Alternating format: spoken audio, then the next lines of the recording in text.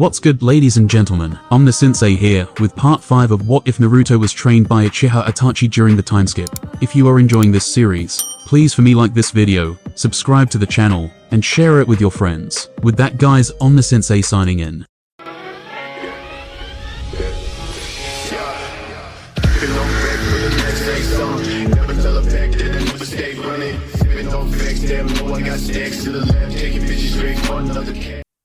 Jiraiya looked at Naruto with a curious expression on his face. The blonde had changed more than he had thought one would be capable of in 3 years. When Naruto had been nearly killed by Sasuke, he had seen that the blonde had changed. His near death at the hands of his friend had caused him to experience pain that was so much than the pain he had felt upon being pierced by a Chidori. Sasuke had messed up things for both of them. Well, at least now he was grounded within Konoha. But the Uchiha had been turned into nothing but a merciless killer. Working for Root and the normal Anbu was not doing the Uchiha any good. Well, at least working with Kakashi had driven some morals into his head. He could be a nice person to some degree. He had seen the boy a couple of times with Kakashi, and they seemed to get along well to some degree. Tsunade was always worried for the blonde ever since he returned, but he could only hope that Naruto had changed for the best. Being an idiotic child of a shinobi would have done him no good. It would have simply led to his premature death. Added to that, Naruto was way too naive. For a Jinchuriki, it was not a good thing, but now he knew that the blonde was no longer naive. He was smart and calculating. He may not look to be calculating, but he had seen it. When he looks at some interesting people, the blonde always measures them up. There was also that thing with the rakeage. He could understand befriending Yujito as she was a fellow Jinchuriki. The two of them could share much about their different lives and what they had to encounter after being made human sacrifices. But the fact that since Naruto returned has never seemed to be interesting in making friends made him think otherwise. But he could understand that. Yujito was also a woman, a desirable woman for that matter. He shook his head, clearing his thoughts. It was not good to indulge in those kinds of thoughts. This could only bring him trouble and without peace of mind. There was no problem, especially when he knew that Naruto was not the one to be plotting evil. He was far better than that. Despite the obvious change in attitude, Naruto was still Naruto. He may have gotten rid of his naivety and stupidity, but he was still his godson and Minato's son. He did not believe that someone with those relations could be evil. He smiled at those train of thoughts. He was happy that at least he was here to stand with the blonde at this time. He still had many years as an active shinobi ahead of him, so no matter what, he would always make sure he was behind Naruto, watching his every move. It was far better than anything. Naruto looked at the Sannin. He saw the smile the man had, but he did wonder what got the man smiling. He looked away. If Konoha and Kumogaku were to clash, which would take victory? He asked curiously. Jiraiya was surprised at the question, but responded nonetheless. It would be hard to tell. Kumo has 2 Jinchuriki who can control their Biju's power, while you can't. They also boast the fastest man in the shinobi world. They have a host of shinobi more than any other shinobi village. But quantity does not always mean quality. This is where Konoha excels. Our shinobi are trained far better than Kumo's. Well, Kakashi's generation anyway. Your generation is quite relaxed. Konoha still has us 2 Sannins, and our Toad summons the Sannin gave his response. Kumo would still have the advantage with Killer Bee and Yujito, Naruto said. If those 2 transform into their Bijuus, they would certainly lay waste to an army. That is if unless we who are adept to seal away their Biju's power. Kumo has no renowned seal master to boast about. Jiraiya nodded. If you could not fight a Jinchuriki, you could always seal away their power. One just had to be good with seals, and have the power to get close enough to activate the seal. But we still have the Hiraishin. We need only to have you in the front lines, and have you flood the enemy lines with your special kunes. Then we would also have an advantage without even putting our shinobi in the line. He paused for a moment. It would only take me to battle with rakeage. The man may be fast, but I'm a sage. He sounded proud of that fact. There were no other sages he could speak of, so it would be a hard battle that would cost multiple lives, Naruto stated. It was best to make sure that nothing happened between the 2 villages that would provoke a war. You are proud of your sage power, he stated, eyeing the Sannin. Jiraiya smiled. It was not easy to gain it. It actually took me some time to learn it and be able to use it. Being able to use Senjutsu puts you above anyone else. Perhaps one day you will see me using it. Then you will see the power of Sage Mode. Last time I heard from the Toads, you did not perfect it and actually need the Toads to activate it, Naruto said. He just wanted to see how Jiraiya would react to that. The expression may be amusing to him. He was not anything sadistic, though. He had been told of how long it took Jiraiya to learn Senjutsu, but even after that time, he was never able to master it. Despite being unable to master it, He had been told that the Sannin was very powerful when in Sage mode, and that he had never lost a battle in that state. Jiraiya eyed Naruto. The blonde had talked with the toads about Senjutsu. There was a possibility that he had been trained, but Naruto was too young for it. He doubted the toads would have trained him even with his maturity. Even if they had decided to train him, he would have been told about it. He was the contract holder with the toads. They would never do it without telling him. I could have perfected it, he defended his failure. I just did not have enough time to continue with the training, and after some time, I never bothered to perfect it. It is not an impossible task for me. I could do it if I want. So you say, Naruto responded with a nonchalant wave of his hand. Are you saying that I can't master Senjutsu even if I wanted? Naruto shook his head. You are one of the legendary Saiyans and boast powers comparable to Kage's. You are capable of fighting 2S rank criminals in your own with your Sage mode. Something easy as absorbing natural energy could never be a task for such a man. The tone was so calm and reserved. One could never be persuaded to think that the comment was sarcastic. But the truth was that Naruto was mocking him. He was not joking about the fact that Jiraiya was a powerful shinobi in Sage mode. No, he knew the power of Senjutsu, and for that Jiraiya would always have his respect. By those kinds of words, I could say that you have trained in Senjutsu and actually found it easy. I do find it hard to believe, though. He shook his head. The toads would have told me if they decided to train you in something as important and powerful as Senjutsu. They certainly would have, Naruto responded. That is unless they had been told not to. Jiraiya was forgetting that they had refused to even tell him where he had been after he had left the man to train somewhere where he eventually met with Itachi. How long do we have till we reach the Wave Country? They were currently heading to Wave Country to board a ship to Kurigaka. Jiraiya had decided to take the long way around, since he was in no hurry to return to Konoha. With the Akatsuki gone, there was nothing much interesting to do other than keep track of the information going around the elemental nations. But it was sometimes better to enjoy the peace,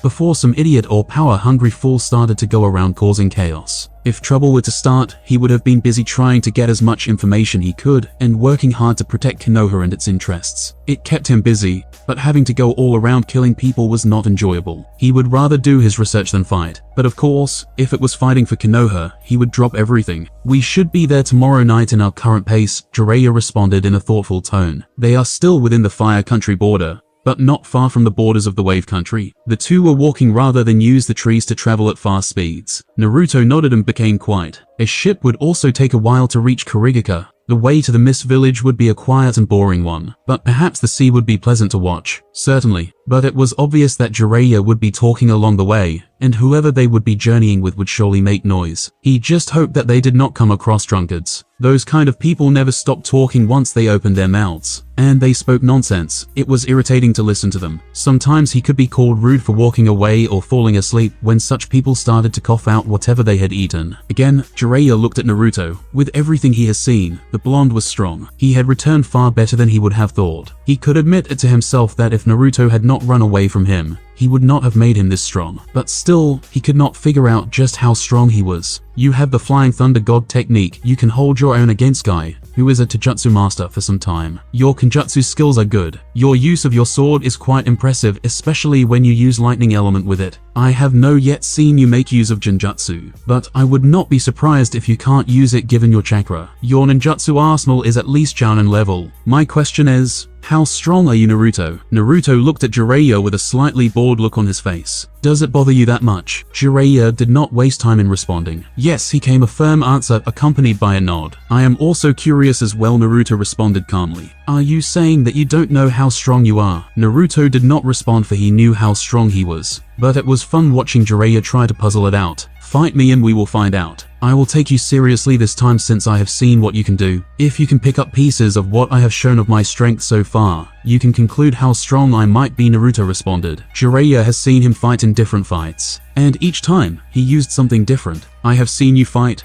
but I am curious as to what more of your strength you are hiding. You believe I am still hiding something after all I have made you witness? Naruto questioned with a raised brow. Jiraiya nodded in response. If I am still hiding something, you will find out eventually. If not, then you would have wasted valuable time trying to find things that do not exist. Jiraiya shrugged. Well, as long as we are still together, I will find out something eventually. Naruto released a sigh. The man was quite persistent. What has your former friend been up to over the past years? You mean Orochimaru? Naruto nodded. I don't know, he has been oddly quiet. As always, he covers his tracks well. Ever since his failed attempt to get Sasuke, He has never tried anything. He looked at the blonde beside him to see how he would react upon his mention of Sasuke's name. To his surprise, nothing. Naruto gave no outward reaction. His expression remained slightly bored. Naruto did not even waste his thoughts on Sasuke. So the snake is probably hiding in its nest plotting something, he stated, ignoring the look the Sannin had given him. Jiraiya sighed, seeing he got nothing from the blonde. Probably he agreed with Naruto. The snake was probably plotting something. He was good at such things when he gave himself time. Last time he plotted, he joined Akatsuki before he formed his own village. The village was formed for his experiments. He also plotted the invasion to Konoha 3 years ago. Naruto paused for a moment. I wonder what he is planning next. Jiraiya became thoughtful. The new Naruto had his moments, and was actually more attentive to the happening around him. That was a good thing. Nothing good, definitely. The snake would never plot anything good. He was always on the path of destruction. He was always venturing to achieve his own selfish goals. What of Danzu? Jiraiya looked at Naruto curiously. From the tone he used, it seemed like he knew something. It was as if he knew the true workings of the Root Commander. How could the blonde know of it? To any Jounin who has no Anbu connections, Danzu was just an old man who commands Root Anbu. That makes me wonder what you know of him, he said in thought. He also has been quiet. I don't know if he is planning anything. With Haim in charge, his movements are limited, since she does not allow him to do as he pleases like Sensei. That is good. At least there is some level of control in the village, Naruto said before becoming silent. Jiraiya narrowed his eyes at him as it seemed like he was insinuating something. But what? He did not voice out his thoughts. He merely walked in silence as they continued on their path to the Wave Country. The Wave Country, this does bring back some memories, Naruto stated, looking straight at the Great Naruto Bridge with a fond smile on his face. They had finally reached the Wave Country in their slow place. It was certain that they would not automatically get in board a ship towards the Mist Village. A ship had its own time for hitting the sea and traveling towards its destined location, so they would have to book their way on the ship and wait for the day it finally boards. But given that Kurigaka was out of its civil war and the wave was no longer being ruled by Gato, the shipping business was very much active. This meant that they would only be delayed by a day or two, but even if they were lucky, they would still get a ship before nightfall. Jiraiya would not want that though. He would want to stay for the night and leave the following day. The rest of the day would be probably spent on drinking and spending money of physical pleasure and his peeping activities. The man was shameless in all that he was. He did not hide his perverted nature. He was in fact proud of it, and proclaimed it whenever he felt like it. Well, at least he was no longer that brat who the Sannin would rob money to pay for useless things. Jiraiya used his own money to pay for their hotels and some meals. But he usually paid for the meals he ate, since whenever they found a hotel, the Sannin would disappear of the hot springs to peep on naked women. He would spend the night out lying somewhere drunk. Well, at least there's some people he knew in this country. It would not be a complete boredom. He had been here before. The bridge of this country was named after him. He was the hero of the Wave Country. It was amusing that his weak and pathetic young self was able to become a hero of this village even when he was that stupid. Had it not been for the Kyuubi, he would probably have been killed. No, Haku would not have done it. The boy hated killing. He would have simply put him in a death state like he did with him. Jiraiya looked at Naruto's smile and smiled too. Ah, you can still smile like that, he stated, slightly happy. It was not like Naruto never smiled. It was just that it was never done in front of him, and on the rare occasions he had caught the blonde smiling, the smile would simply disappear as soon as he spoke. He was surprised, though, this time Naruto's smile did not vanish. It stayed on its place. He felt kind of disappointed because he had thought it would and it did not. This place was the place I completed my first A-rank mission as a genin, Naruto stated in a calm tone. I am sure even a Sannin would smile upon remembering his first A-rank mission. Naruto responded in a quiet tone that gave away nothing of his thoughts. My first A-rank mission was done long ago, Jiraiya said, looking thoughtful. During that time, he, Tsunade and Orochimaru were still teammates. They worked together during those days. The latter Sannin was always weird, but he was his teammate and friend. Those were the good days where he would always try to imitate Orochimaru, because the man was a genius, and he was stupid. Funny, he and Naruto were alike that in some ways. That much is obvious given your age. It felt like Naruto was taking a swipe at his age. But again, Jiraiya ignored it. The blonde did not even seem to be interested in seeing how he would react. But the Sannin guessed that he knew that the words played within his head. Well, at least my first A-rank mission was as not bad as yours, the Sannin stated. Even though they were still young when they did their A-rank mission, theirs was far better than Naruto's. You were probably more prepared and trained. I would not imagine that the Sandaime during those days would have neglected teaching you. And given the fact that you and Orochimaru still call him sensei, I would say he had trained you. Well, Naruto explained quietly, while the two were still standing in the middle of the bridge. Jiraiya nodded. Sensei always trained us whenever he got the chance. But then again, we grew up in a time of war. It was important that our training was not neglected, the Sannin said. Whether in war or not, it is the responsibility of a sensei to train his or her students. There is no excuse for neglecting to train your students. Kakashi did that and almost resulted in our deaths. We were just fortunate that our opponent did not like killing his opponents. He would have been killed. Well, the fox would not have allowed that. He would have probably done something that ended up with him killing everyone, including his teammates. But the cause would still be the same. Kakashi had not trained them. Jiraiya eyed Naruto curiously. So you hold a grudge against Kakashi for neglecting to train you? Huh, what gave you the thought? There was certainly some surprise in his tone as he questioned. You did say that there was no excuse for a sensei to neglect training. His or her students, the Sannin explained briefly. Naruto shook his head. I thought you knew me better than that, he stated, with some disappointment on his tone. I bear no grudges against Kakashi. I just can never see him as a sensei because he was never one to me. While it may be true that no excuse is sufficient for neglecting to train your students,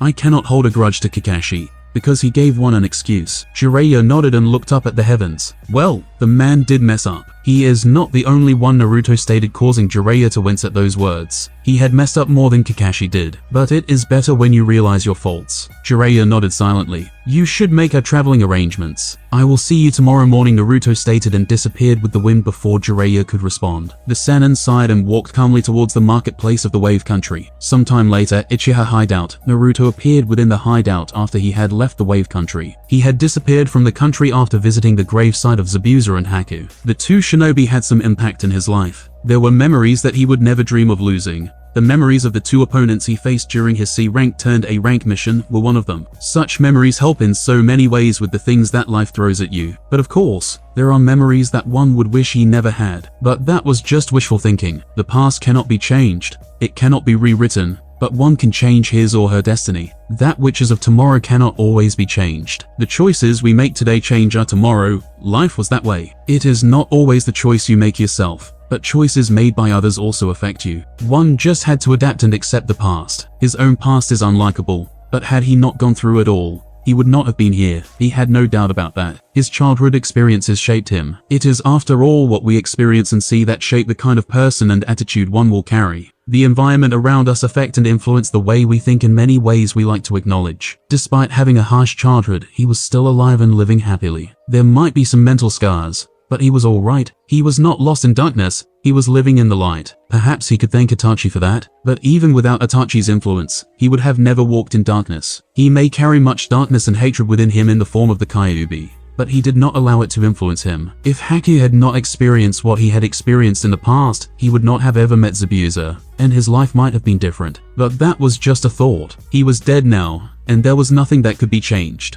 What could be done was learning from his life and taking the lesson seriously. Haku had gone through an unlikable childhood as him, but their choices were different. Well, not so different. Haku chose to be loyal to Zabuza as he had saved him and given him a reason to live. He chose to remain at Konoha and protect that which tormented and despised him. He knew his home, the sacrifices that had been made. He could not let the sacrifices go to waste. Only when you have someone precious can you become stronger, Haku had said to him. The ideal was true. When you have someone precious to you, can you become strong to protect that which is precious to you. One will always strive hard to achieve power, so that he or she can be strong enough to protect those precious to you. But there was a problem with that ideal. When you had no power to protect that which was precious to you, you end up giving your life to protect your loved ones. Sacrifice. Haku had done the same to protect Zabuza. Because he did not have the power to stop Kakashi from killing him, he used his own body as shield. He protected Zabuza at the cost of his life. Even when dying, he had no regrets. He died smiling because he knew he had protected his master. But that sacrifice was in vain, as He-Man ended up dying also a few minutes later. One could argue that if the former member of the 7 Great Swordsmen had used Haku's death to escape, Kakashi was caught off guard by it, he would have saved his life instead of dying. Haku gave up his life. He had achieved his dream of protecting his master, and that was it. Minato Namikaze and Kushina Uzumaki all sacrificed their lives for him and for Konoha. Other than protecting Konoha, Minato also had other duties. He had a child to take care of. He had a dream of uniting the world. He had to find the puzzle of peace. But because of his sacrifice, he killed all other dreams to fulfill his greatest duty as the Yondaime Hokage, ensuring that Konoha was safe even at the cost of his life. He had no doubt that his father would do the same if the situation were to repeat itself. The man might not have achieved any of his other dreams, or fulfilled some of his duties, but he also had no regrets. He died smiling. knowing that he had ensured that Konoha was safe. Minato had sealed the Kyuubi in him, thinking of the future. He was not only thinking of the present, but even with his death, his legacy still lives on. His mother also died for the safety of Konoha, but more importantly, him. All these people had one thing in common that resulted in their deaths. They lacked power, yet they had precious people. The drive to protect your precious people leads to death. One could say Minato had no choice but to sacrifice himself to deal with the Kyuubi, since it is impossible to kill the Biju. But that was not it. Would have Hashirama sacrificed himself to deal with the Kyuubi? No, he would have subdued the Biju with his Mokudan. The same can be said for Madara. He would have fought to subdue the Biju. One could say that they had special abilities, the former with his Mokutan, and the latter with his powerful Sharingan. But that was not the case. Didn't the Sandaime Reikage fight Gyuki to a draw without any special ability? Who could say that one cannot develop his own jutsu to deal with any threat? The problem was that this generation had become very weak compared to the previous generation. The shinobi who lived in the beginning of the shinobi world were very strong. None of these shinobi of these days can even hold a candle to those men. Had his father and mother had the necessary power to defeat their threats, they would not have sacrificed themselves. Weakness brings about much about the need to sacrifice one's life. Naruto wanted to avoid that circle. He did not want to end up dying before all his dreams could be fulfilled, all because he lacked power. The possibilities were limitless of how one could be strong for him, even though he did not have a bloodline. He was a seal master with Fuinjutsu. He could do so many things. His mother's clan had become feared because of Fuinjutsu. The art of sealing held so many possibilities. He was also a Jinchuriki and a master of the wind element. Could he not rise above everything else? He had a long way to go, but it was all possible for him to become far stronger than he is now. Before that, he would refuse to die. He would refuse and avoid all situations that might bring him to sacrifice his life. He could not die before uniting the world. Overall, the life Haku had lived, added with the sacrifices his parents made, has led him to believe that with enough power, he could avoid the circle of sacrifices. Each life was valuable. There was no life that could be thrown away. Any other death was unacceptable. He would not die a meaningless death. But life was unpredictable. Just when you think you would not die, death just shows up and grins at you. His life was full of many things. It was itself a proof that life was unpredictable and did not go the way you always wanted to go. It was almost like there were some supernatural beings that were screwing with everything. It was like they waited till you seemed like you would make it and then bring in something that would make sure you fail. If there were such beings, they were probably planning his end already. Shaking his head, Naruto walked outside the house as no one was inside. He did not feel any chakra signatures from inside, but outside. Hence he was walking outside. He walked slowly towards his small training ground with a calm look on his face. He was sensing 2 chakra signatures. They did not seem to be hiding themselves, but he was not worried about anything. He could definitely feel the presence of Itachi Uchiha. There was another presence he was not familiar with. Once he arrived at the scene, he merely raised a brow, but otherwise stayed calm at seeing Itachi's old teammate in the Akatsuki. He looked straight at Itachi. "I see you have brought your friend here," he stated as he walked towards the two, who was sitting on the ground under a tree. He did not sit down with them though. He jumped onto the tree and sat there. Kisame raised a curious eyebrow after seeing the look on Naruto's face and hearing the tone of his voice. He looked at Itachi before shaking his head. "Not another one," he breathed out silently. Itachi was the silent type and was always impassive. It seemed that he had passed that onto the blonde. Still, he was surprised that Naruto did not even think of attempt to attack him, given their last encounter. "I am surprised that you can be so calm around me," he said, looking at the blonde. He did not even seem to be keeping an eye on him, as if he was not concerned about anything. Naruto merely shrugged, but Itachi responded, "Don't be fooled, Kisame. He may not look like it."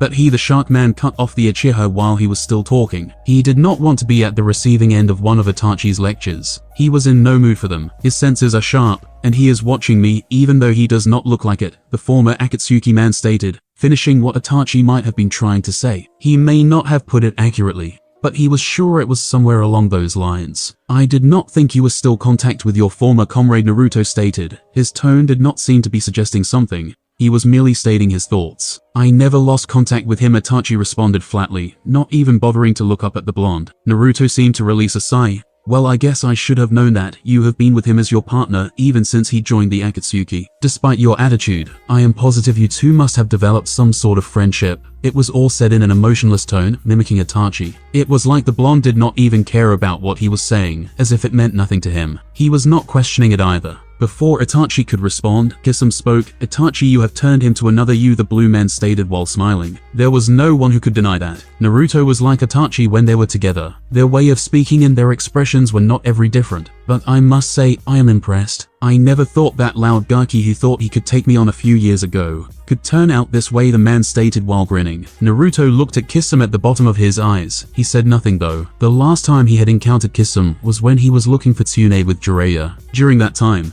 they wanted to bring her back to Konoha so that she could be the Godame Hokage. Trying to convince her had been a bothersome task, but they managed to do it. Before they even met up with her, these two showed up. He had been alone at that time. Jiraiya was out somewhere. Of course, he had tried to fight 2S rank criminals without even thinking about it. When he had accessed the Kyuubi's chakra, Kisame had swung his sword towards him and sucked up his chakra. He remembered the event. The sword had seemed to vibrate in bliss at the taste of the fox's chakra. Kisame saw Naruto's eye looking at Samehada. He grinned. You remembered what he did last time, the man stated, but I doubt that you will do something that stupid like that again. If what Itachi has told me is true, that is. One thing is for sure, you have tons of chakra, not counting the Kyuubis. Samehada is excited about it. Naruto felt where this was gonna go if that man continued to talk like that. Kisame loved a good fight more than anything. He would not waste a chance to fight for anything, but he had not come here for that. I had forgotten that you are a man who enjoys tearing things and being teared. What an unhealthy obsession to have. It was known to him that even when the man was losing,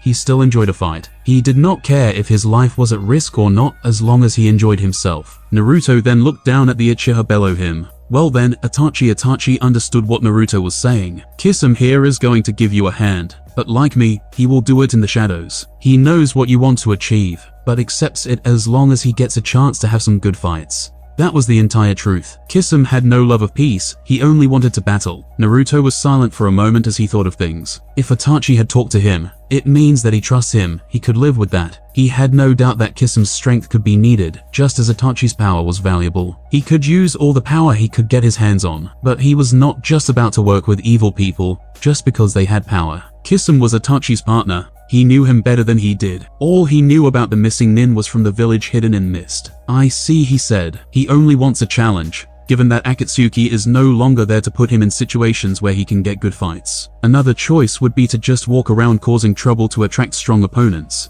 but that would be too bothersome, as it would attract even weak opponents. There also won't be time to rest as opponents would keep coming like flies to the point where it will be annoying, the blonde explained before looking back at Kisame for a moment. That was spot on, Gaki. Kisame commented on Naruto's explanation. Would you like to return to Kurigaka? Naruto asked. He had ignored the missing nin's comment and chose to get on what matters. The question caught Kisame off guard, but after getting over his shock, he merely laughed. Why would I want to return to that village? Naruto looked back at Itachi. It was merely a curious question, and I wanted to see your reaction to the question. He paused for a moment. I cannot stay here for too long. I left Jiraiya at the Wave Country. Despite the fact that he will be moving to due to his business, he will also try to look for me, the blonde stated. Itachi nodded. How have you come so far? I have laid the foundations in Kumogaka. I should return there after some time to start building. I was only able to befriend Ujito during my time there, but I was unable to locate Killer Bee anywhere in the village. I looked almost everywhere, but could not find him. He shook his head. He had looked for the Jinchuriki using his henged shadow clones while he kept busy with Ujito, but it does no matter.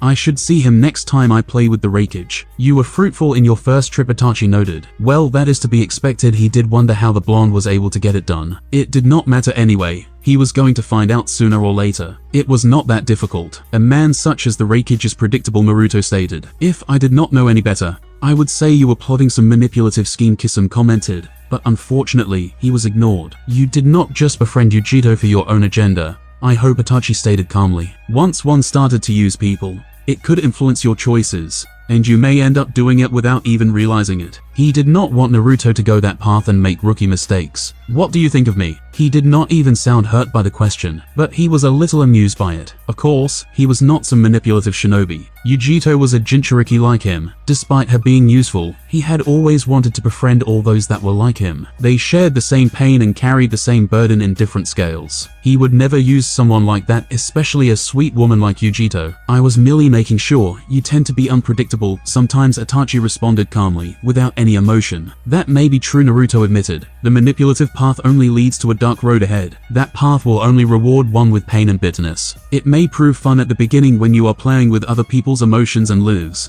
but there will be day. Itachi nodded. When will you return? so that we may visit Konan. I have to visit Kurigaka first. I don't know how long I might take there. Jiraiya has often told me that the Mizukage is a desirable woman, so we spend some time there. He also had his own foundations to lay in the village. But after everything, I will leave Jiraiya alone when we decide to return to Konoha. He did not say anything more. He disappeared in a yellow flash. You have raised an impressive kid, Itachi. He may surpass you one day, Kisame commented. He was always like that, Itachi stated. I just helped bring up the real him that he was suppressing with his need for attention. He maybe have already surpassed me. We have never fought in an all-out battle. He had never used his Susanoo while fighting the blonde. At the same time, Naruto has never used his Sage Mode. He knew the capabilities of his Susanoo, but he also knew the destructive power of Sage Mode. Naruto was also faster than him in pure speed. What more could he do when going all out? Aren't you exaggerating a bit, Itachi? I mean, he is just a brat. Itachi shook his head. You will see with your own eyes soon enough, the Uchiha stated, looking at his friend. Atogaka kukyu kukyu kukyu kukyu kukyu kukyu kukyu kukyu kukyu kukyu kukyu. It was all that could be heard throughout one of the hideouts in Atogaka. The laughter was so evil, filled with such malice that everyone who heard it started to fear for their lives. The laughter sent shivers down everyone's spine. Orochimaru was laughing in a very evil way that did not comfort anyone. But even if you did run, the sound of the voice would surely hunt you wherever you ran to. There was also a great possibility that the man himself would hunt you down to kill you. The snake Sannin could do that. There was probably nothing that could hide from him. It was not that the walls of the hideout had never been tormented with such malicious laughter before. They had, but this laughter was reaching new bounds. Orochimaru had never laughed so hard. The laughter unnerved even Kabuto, who had seen his master do all sorts of things. He took a single step back, unconsciously, when the snake Sannin started creeping the atmosphere with the laughter. If it was possible, the air they were breathing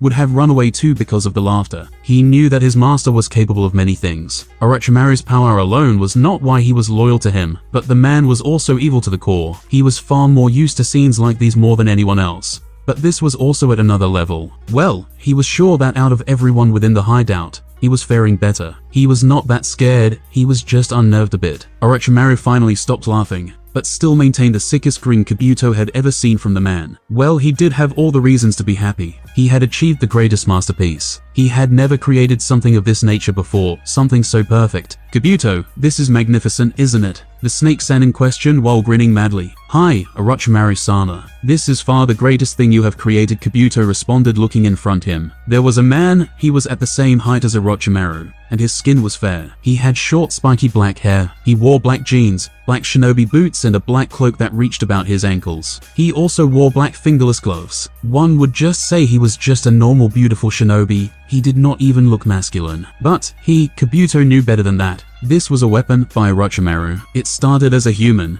but it longer was a human, not after all that Orochimaru had done to the body. Orochimaru did not feel insulted with Kabuto's words. It was indeed that true that this was by far the greatest invention he had created. He could not deny that. All his previous creations could not be compared to this. This being was at another level. This thing should be the strongest being in the shinobi world. I have to admit that even I cannot compare to its strength given my current condition. Well, not unless he puts his body under what he has put through this one. He could be superior to this weapon. Yes, he would surely do that. It would never satisfy him to create a minion that was stronger than him. His current body was also weakened severely, but that did not mean that he was by any means weak. This creation is majestic, no doubt about that, Kabuto stated as he pushed his round glasses. But are you still going to give it to Danzu? It would be dangerous giving him something like this. You did say that you were not expecting it to become this powerful. That fool would cause a war to arise in just a few days after I have given it to him. Having something as this powerful would cause him to become even more greedy than he is, Orochimaru stated with a snort. He lost his grin for a moment before it appeared in full force again. So you are not going to give it to him? Kabuto questioned curiously. He knew that his master would never lose the chance to have his hands on something this powerful, especially if it was his greatest creation. Danzu would surely use the weapon against Orochimaru, also once he finds how powerful it really is. There was no trust between the two men. Kabuto knew that. What do you think? If I do give him, I know that in a few days, Konoha will be caught up in a civil war with Danzu, forcing his weapon to destroy anyone who denies him the opportunity to rule Konoha. Once he achieves his dream of Hokage,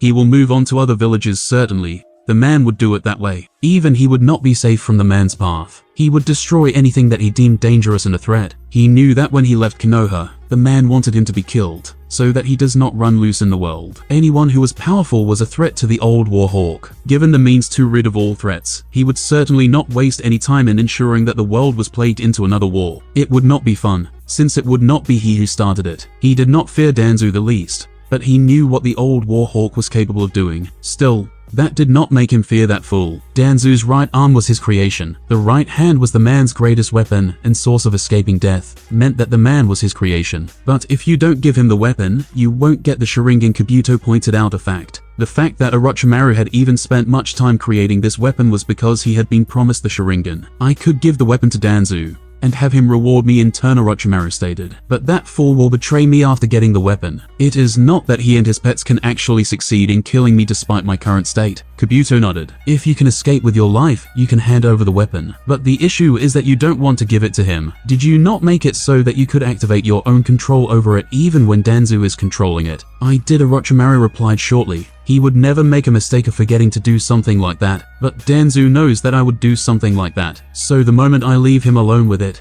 he will try to find my ways of controlling his weapon. And he would probably succeed. The man was crafty and had many ways of making things go his way. He had worked with him for a long time during his time at Konoha, but that did not mean that he could outsmart him. He just knew the risks when dealing with Danzu. Kabuto was thoughtful for a moment. You could use the weapon to force Danzu to give you the Sharingan, he stated with a grin of his own. The weapon was powerful enough to deal with Danzu's Zanbu. He could also lend a hand in the confrontation. There was also a clone of the weapon that Orochimaru had created. It was mindless though. Danzu would ensure that he dies with the Sharingan. If I do something like that, Orochimaru said, frowning slightly. The man was suicidal. He had no doubt that he would have set up things to ensure that everything else went along with him if he died. It was the same with his left eye. It would prove useless if Danzu died along with his prized need. He needed the Sharingan no matter what. He would not stop until he finally got his hands on it. That would be problematic, Kabuto noted. But knowing his master, he must have had something planned out. What do you have planned, Orochimaru-sama? Orochimaru grinned widely. I will get my hands on the Sharingan, and then I will give Danzu the weapon. I will have no use of it after I get the Sharingan. I can allow Danzu to play all he wants with the weapon,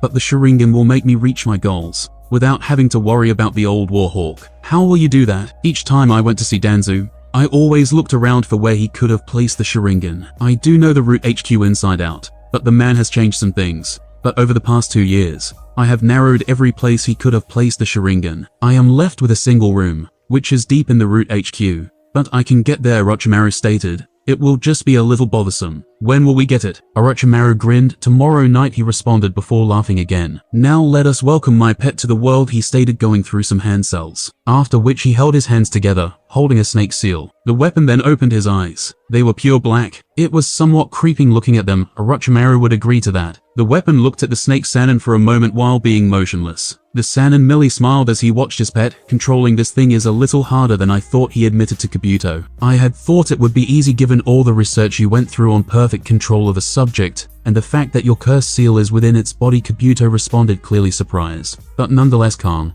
Just as his master was. I had thought so too. But the thing has a mind of its own, and it is not driven by instinct, and its chakra is denser than mine. It makes controlling it a bit hard, but not impossible, the snake Sannin stated. It would be unacceptable if he could not control his own creation. This was also something he could not use fear or manipulation to be loyal to him. Controlling it this way was the only way. Kabuto looked at his master. He really seemed to be struggling, but that could be faulted on his current state. He should not be doing something like this, but rather, he should be in bed sleeping. The weapon then released some explosives chakra that weighed down even Orochimaru. The pressure of the chakra caused the ground to shatter where he was standing, and also caused multiple cracks around the walls. It did not look to be bothered by it, nor did it seem to have released much chakra. This worried Orochimaru because he had not instructed it to do it. His control over the weapon was slipping away little by little. He could not have that. He increased his own chakra to gain more control over the weapon. Doing that caused negative effects on his body. Kabuto was quick to notice it, as he very perceptive to his master, Orochimaru-sama. You should not do that, he stated, not wanting his master to give pressure to his body and stress it. It would not be good for his health. Be quiet, Kabuto. I am trying to concentrate here, the Snake Sannin stated as the weapon began to walk towards him. Orochimaru grinned even wider as it was doing exactly what he wanted. The weapon that stopped in front of him, suddenly, and held out its right hand. Orochimaru, he stated in a calm tone that did not even sound demonic as his eyes. Shit, Orochimaru cursed, realizing that the weapon was far beyond his control in his current state. He was no longer in control of it. What is wrong, Orochimaru-sama? Kabuto got the answer when in an instant, the right hand of the weapon formed and released a beam of dark energy that hit the Snake Sannin dead on. Orochimaru was too close to the blast that he could not effectively dodge it. The blast released by the weapon sped towards the wall and hit it before drilling right through it. The blast created a large hole on the wall, and its footsteps could be clearly seen on the floor. The weapon did not even give another look. It merely disappeared within a cloud of darkness. Orochimaru-sama, Kabuto called as he rushed towards his master, or what was left of him. The jutsu was the one that hurt Naruto, but this one was a lot stronger. And so it took out Orochimaru and nearly killed him. His body from waist downwards was missing, so was his right shoulder. I can survive this, the Snake Sannin hissed. The blast was not enough to kill him, but it was enough to render him immobile. He really should have not used his lab rats for creating something like this. It was one of those times for Kabuto when he saw that his master would die if something was not done. The current state was pitiful. Orochimaru was far stronger than this, but a single blast, and he was reduced to this. It was these times that he thought of just finishing him for his own good. He could not bear to watch his master suffering like this. Many could be in this kind of condition, but his master should not. It was unacceptable to see a strong man like Orochimaru reduced to this. What are you thinking, Kabuto? Orochimaru questioned, seeing the look on Kabuto's face. The subordinate of his then became expressionless before moving his hands towards his face. What are you doing, Kabu? The ship they had boarded was steadily making way towards Kurigaka. It would take some time to get there, but within the next day, they would have reached the village hidden in mist. It really had been some time since he visited the village. He had only gone there once when he heard that the civil war had ended, but now he was returning to the village again. This time he would stay for a few days. Last time he never got the chance to enjoy his time, since officially he was not there. He had been there while hiding his presence, but he had taken a good look at the Mizukage. She was beautiful, a desirable woman. He could not mind staring at her majestic beauty for some time. Well, no one came close to his princess though. His princess was by far the most beautiful woman in the world. But anyway, it would really be more pleasant if he could also get his hands on her, like doing what he pleased with her. Doing something like that would surely give him some great material for his next installment. He would have most liked to do one based on Naruto, but the said blonde did not mean to be interested in women. He had thought that something would happen with Ujito, but nothing occurred. He was sure that the blonde was not oblivious to certain things. He was a man and should feel what he feels too. Although, the blonde may be a bit inexperienced in this matter, he was not oblivious. He was his godfather after all. Looking at the blonde, he seemed to be enjoying the calm waters of the sea. He also seemed to be at peace, but there was no smile on his face. It was really annoying that he only smiled given some situations. Jiraiya walked towards the blonde with a scroll on his hand. Naruto, he called, trying to get the blonde to acknowledge his presence. What is it?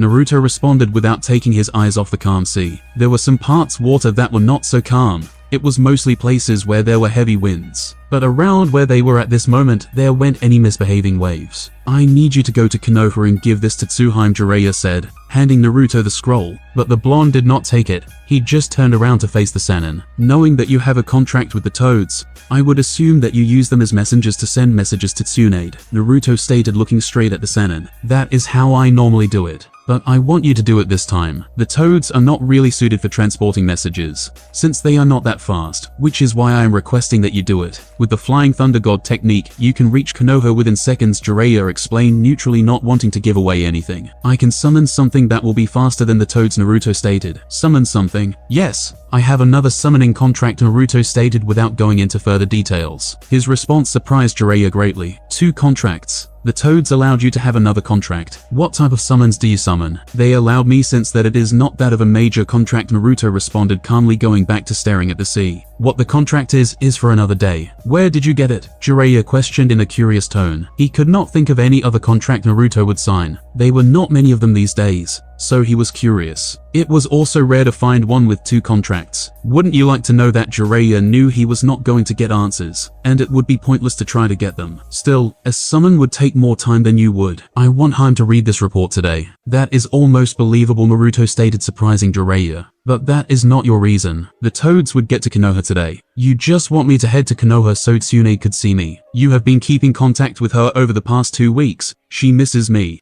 and you are sending me there to let her see that I am alright. Jiraiya sighed. There was no way he was going to deny that it was his motive. So will you go? No. That was unexpected. Jiraiya never thought that Naruto would refuse to see Tsunade, after knowing that she was worried about him. He did not think the blonde would say no just like that without even thinking about it. But he said it. Excuse me. I said no. Why? There was no reason he could think of, especially when Naruto knew how much Tsunade cared for him. He was positive that the blonde was aware of how much the Hokage cared for him, but for him to refuse to appease her heart was shocking. He would have expected the blonde to return home and make the goddamn smile, but he was not going to do so. I have only been gone for about 2 weeks, and I am not alone, but with you. If Tsunade can't stop worrying about my safety even when I am with you, then she has to be made to understand that she cannot always see me, and I can take care of myself. Don't you think that I might find myself taking missions that would even take a month to complete? Do you think that each week during the mission, I have to be returning to Konoha to put a smile on Tsunade's face? Naruto paused for a moment. She has to understand that I am not a child. I am no longer a genin, but I am a jounin of Konoha. My duty is to serve the village and protect it. However, Tsunade does not seem to be happy when I do my duty. She wants me to stay around inside in Konoha. If there are dangerous missions, she won't let me go,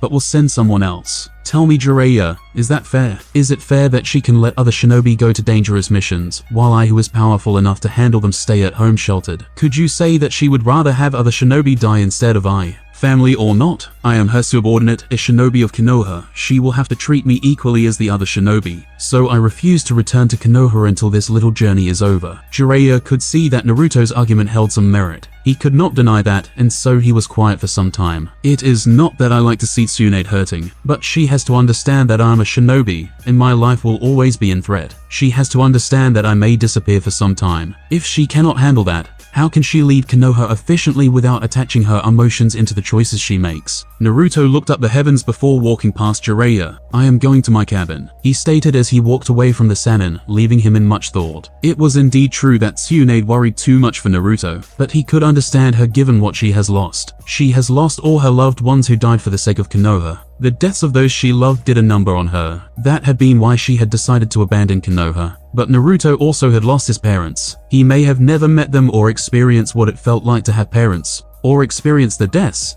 It does not change the fact that he lost them. They too died protecting him in Konoha. He could have chosen to stay within Konoha and preserve the life his parents had died protecting. Jiraiya now understood that Naruto knew that death was part of the world they lived in. He understood that one could die for Konoha. Tsunade would surely not want something like that to happen. She would probably quit being Hokage if Naruto was killed. The blonde had been the reason she returned to Kahagaka no Sato. If that reason was to disappear, she would also disappear unless it takes some much convincing to do. What was obvious was that Tsunade would not want anything to happen to Naruto until she stepped down as Hokage. When she steps down, she would surely be happy to allow Naruto to live his dream being Hokage. He was a bit curious though. The blonde has not been saying he wants to be Hokage like the old days. He did not want to think that his godson no longer wanted to be the Hokage. If Naruto chose to abandon that dream, who would be Hokage after Tsunade? Still, after everything he has seen, he could clearly say that Naruto does not need much protection. The blonde was capable of taking care of himself. He was also not arrogant to get into a situation where he could not win. Naruto also has the Flying Thunder God technique. He could escape if the situation was not favorable. He had no doubt that the blonde could take care of himself, but still everyone was human. There is always someone who is stronger than you. He did not think that he could defeat anyone, but such a thing was not what he expected or hoped for. He was always hoping to win for his survival and the safety of Konoha. Atogako Orochimaru's vision was a little blurry as he woke up. He shook his head trying to shake off the blurry vision. He had actually thought that Kabuto was going to kill him, but that was not to be. He rose up from his bed and realized that he was in his room. His head actually felt light, and he felt good. The doors to his room opened, and Kabuto walked inside holding a tray. "You are awake," Kabuto stated, not sounding surprised. He placed the tray on a table and took out 2 tablets and a glass of water. He then walked over to Orochimaru. "Drink this," he said, handing over what he held to the snake Sannin. Orochimaru downed the tablets bitterly and looked at Kabuto. I thought you were going to betray me. He did not hide his thoughts. He had always known that Kabuto was loyal. But when the weapon had left him looking as though he was dead, he had thought his subordinate had seen that he was weak and decided to take his life. Kabuto merely smiled at his master. I had no such thoughts. Normally I would have told you what I was going to do, but given your condition, I felt you were not in the right mind to make a decision. So for your own good, I made a decision for you, he explained lightly. For my own good. Orochimaru laughed. He laughed really hard till his stomach hurt. Kabuto had taken him out cold for his own good. When did he start thinking like that? How long have I been out? A few days, Kabuto responded, pushing his glasses on his nose bridge. Did I miss anything? In the shinobi world, anything can happen. 2 days was a lot of time, and a major village could be conquered within 2 days. Given a man of his status, he could not afford to miss anything. Nothing much has happened, Kabuto replied. With his master out cold, he had to take charge of everything in Oto. It was not like he had not done that before. He knew everything Orochimaru knew, so it was easy for him to run things. And he did not have to say it. Kabuto knew what answers he needed. I don't know what happened exactly, but it would appear that the weapon, no rather, that man is a lot stronger than we had thought. He fought off your control and took over. He probably cannot be controlled like you had planned, but I do believe that with the data I gathered, we may have created a monster that will only seek destruction. Even saying those words, Kabuto did not seem concerned at all. He did not care for what happened to the world. As long as he could do experiments and explore the world, he was fine. We may have, Orochimaru admitted, then grinned. But it makes things interesting, does it not? Kabuto nodded. The world would have been boring without another villain. With the Akatsuki gone, villagers would have spent much of their power trying to get rid of us. It would be difficult to move around with them searching for you everywhere, Orochimaru. Then paused for a moment. What did you do to my body? It feels light and powerful, the snake Sannin said, stretching out his hands. Kabuto smiled proudly. I made use of that clone and some data we have been gathering. Your body has now been made strong, and you will no longer need to change hosts. This is the results of another experiment I have been running ever since we failed to get Sasuke-kun. But our work with the weapon gave me a breakthrough. Can I still change hosts? Yes. But this body you have now is almost indestructible, Kabuto said, earning a wide grin from Orochimaru. While you were recovering, I managed to get to Konoha and retrieve your prize from root bases. I was not able to get away without being found. I barely made it out alive. It was thanks to that escape jutsu you taught me that I was able to get away with my life. The next time you see Danzu, he will probably attempt to kill you. Orochimaru grinned in all corners. Kuku, his devilish laughter echoed through all the corners of his hideout. Kabuto merely stood there watching his master behind his glasses with a slight proud smile. A day later, Naruto, Jiraiya called rather loudly from the door of the blonde's cabin. They had touched down in land. He was calling the blonde, who seemed not to have noticed that the ship had stopped sailing. They had to leave before the ship sets to sea again and return to the shores of the wave country. The small door opened and Naruto walked out of the door. He looked at the Sannin straight into his eyes. You are rather loud sometime, Godfather. It's still morning, and you are already shouting my name while hitting my door like a madman. I would never have had to do that if you had just woken up when I knocked the door at first, Jiraiya retorted, turning away from his moody godson. The Toad Sage sighed. Come on, let's go before the captain gives us crap. With that, the two started to leave. They left the ship slowly and touched down on land. It was quite empty, like no one even comes here. Why is it empty? Naruto questioned as he and Jiraiya went their way towards the village hidden in mist. It was a curious question for him to ask. He would have expected the place to have some people since ships docked there, unless there was another place where they docked. This place is not safe, the captain told me so. People don't normally use this route. That is why it is empty. Only a few shinobi use this route when they do their businesses. The safe harbor towards Azkiri is in the north of the island,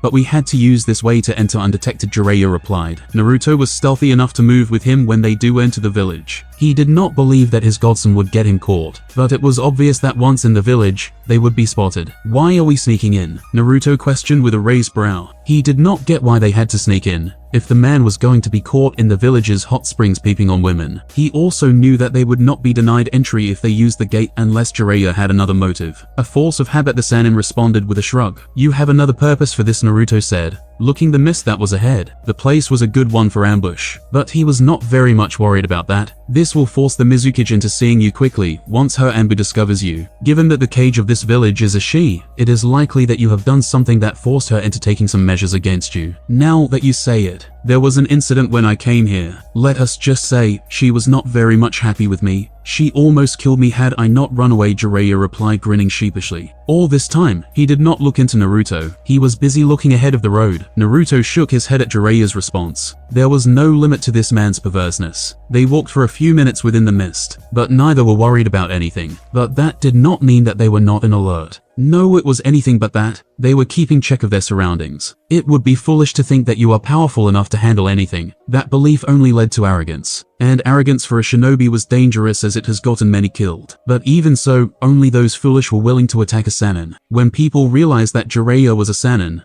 they quickly ran away in fear or apologize if they had done something against him. When they had left the mist and could see the lively village of Kurigaka, Jiraiya stopped walking and looked at Naruto. Naruto, stay here for a few minutes. I am going to meet someone. Make sure you don't move around and hide a presence. There are probably ambu around this mountain. With that, the Sannin disappeared as if he had not been there. Naruto sighed and locked himself on top of a rock, keeping his senses on high alert. Jiraiya was probably going to meet with his spy. It would be dangerous to meet inside the village as there was a possibility of being seen. Doing things outside was a good choice. It also provided a good escape chance should one be caught. It was a good move on the Sannin, but on other villages, he was sure the Sannin did things differently. Like in Kumogaka, he had met his spy inside the village. Perhaps it was because he was used to the village and was that it was large. There were many spots to do business. A few minutes turned into more than 2 hours. Finally, the Elder Toad Sage returned, looking a bit disappointed. Sorry, it took me much time to come back here. I ran into some trouble with my contact. It would seem that we have to leave the village. Why? Naruto asked curiously, forgetting that the Sannin had made him wait for 2 hours, after saying he would return in a few minutes. I have received some disturbing news that I have to check. We will no longer enter Kurigaka,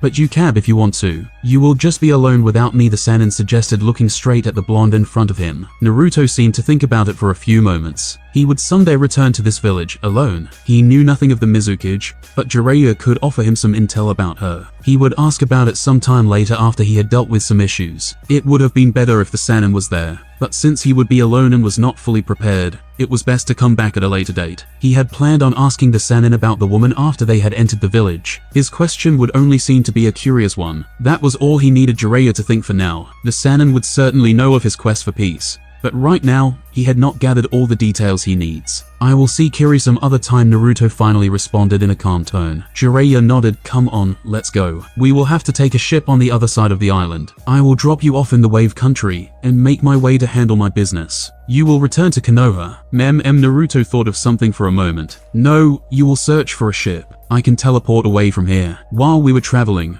I marked a few hidden places. I can just teleport there without much trouble. That is good. This will save us some time and energy. I never really do like the sea anyway, Jiraiya said, smiling. If Naruto could teleport them to the fire country, it would make their journey quick. That said, the blonde could also teleport back to Konoha. It really was good to have a space-time jutsu. You misunderstand me, Godfather, Naruto said calmly. He took out a 3-pronged kunai and handed it to the Sannin. Keep it safe and use it when there is something of utmost importance. He paused for a moment. As I was saying, you misunderstood me. I never said we. I said I would teleport, and you will take a ship. What? Why? I just don't feel like giving you a lift, Naruto responded so casually, like he was not planning of leaving his godfather to fend for himself. It would take some time for the Sannin to reach the wave country. By that time, he would be busy with other things. After that, he would be able to return to Konoha. You can't be serious, Naruto. Naruto merely gave the Sannin a small smile. I will see you in Konoha. With that, he was gone in a flash of yellow, leaving a shocked Jiraiya. He actually left me, Jiraiya mumbled in disbelief. Was this some sort of punishment the blonde was giving him? He could not think of it another way. It had to be. Otherwise,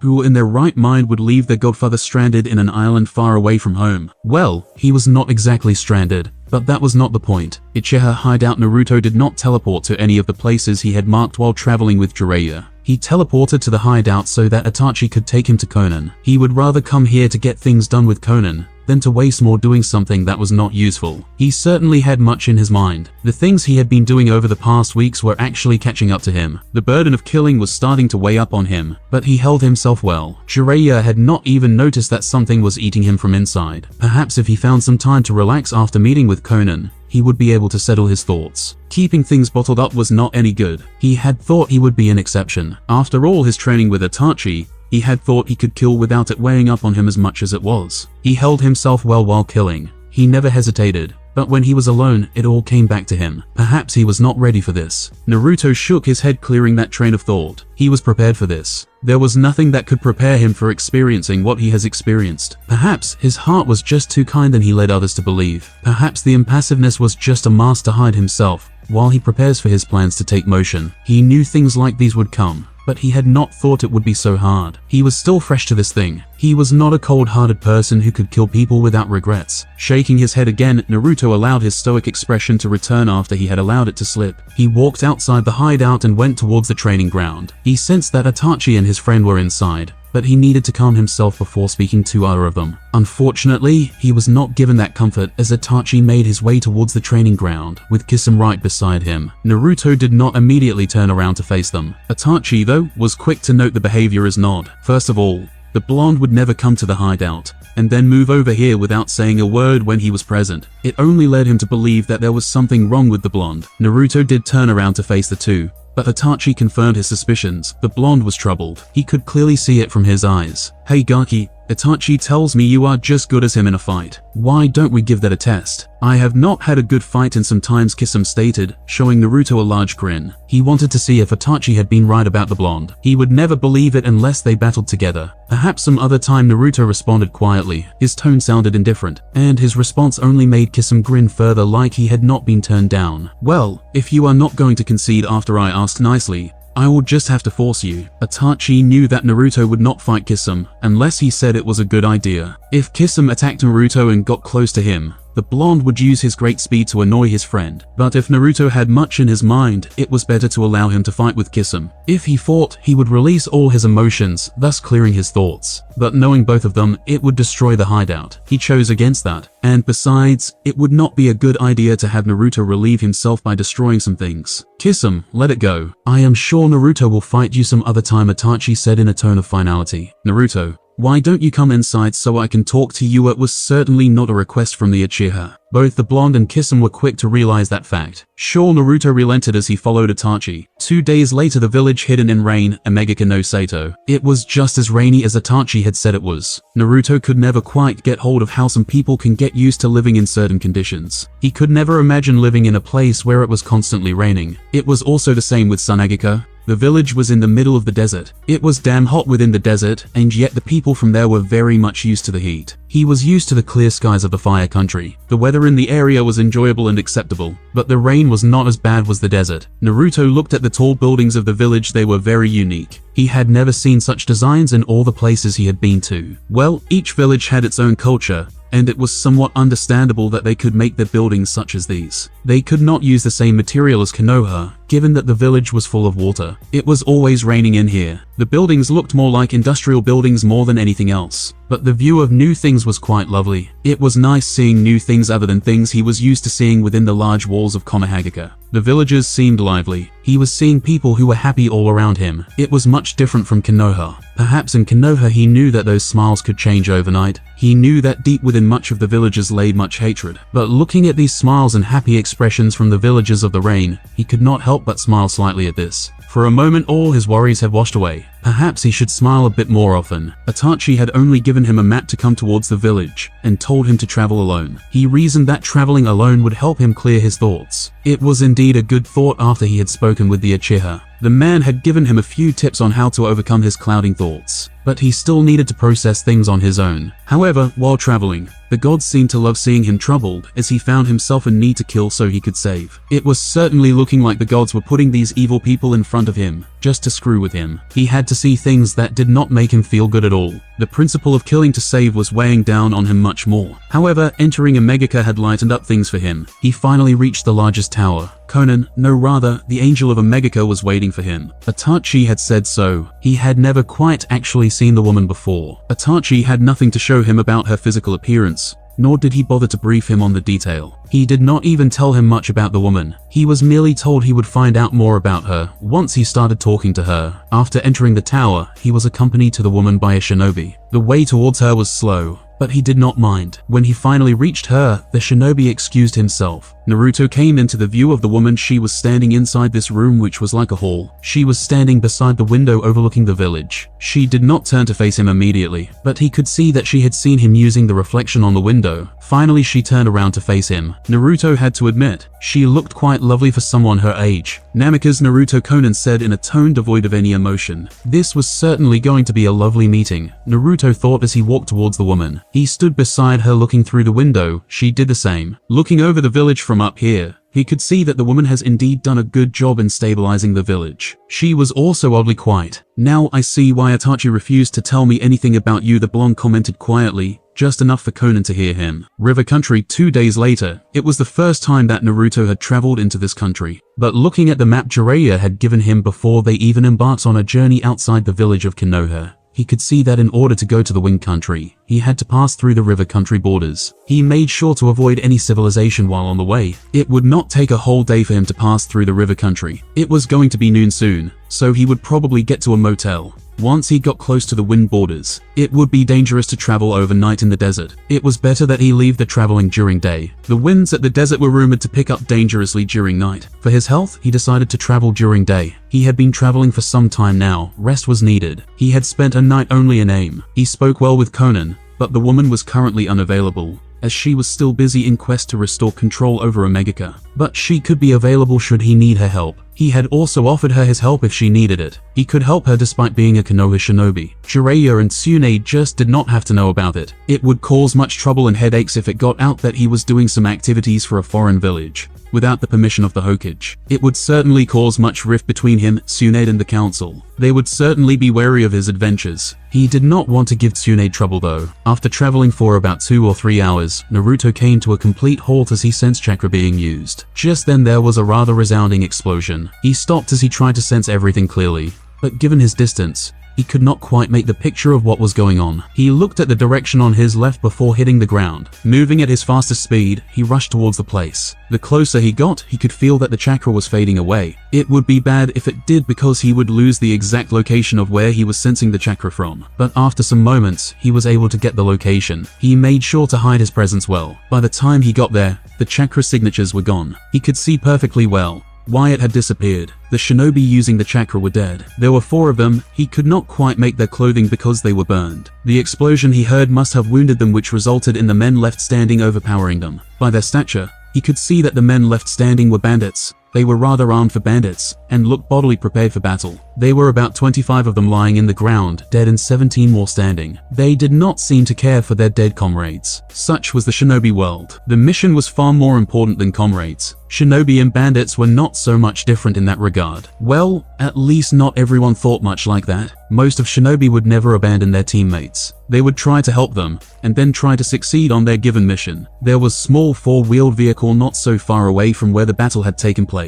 The thing looked normal, but there was no doubt someone in there. He could not sense any chakra from it. This meant that the person being carried was not a shinobi. It was still surprising how calm the person seemed to be. He or she was aware that the guards were dead, but yet remained quiet inside her transport. Perhaps the person was shaking in fear within it. He did not have more time to dwell on it further as the bandits started moving towards the transport with wicked grins. That only confirmed to him that the person was still inside the transport. Sighing, Naruto jumped out of the tree, was watching from and landed on the ground silently. It was to his pride that no one from the bandits had taken notice of his presence. He could deal with it silently. Yes, it seemed the logical choice. He took out a kunai and sped towards the bandits. He only killed one before the others took notice of him. "What the hell?" one yelled, furiously turning towards him. So much for doing it silently. But he did not say much more to them. He jumped back and formed hand seals. "Futon, K's shuriken no jutsu," he muttered. He calculated the shurikens and controlled them with precision. They were invincible to the naked eye, so the bandits would not be able to take notice of them. Being made of wind, which meant they were very sharp, the shurikens sped towards the bandits and hit them in their necks. The shurikens pierced through the front, stopping their air supply. Naruto knew they would die soon from the gashes,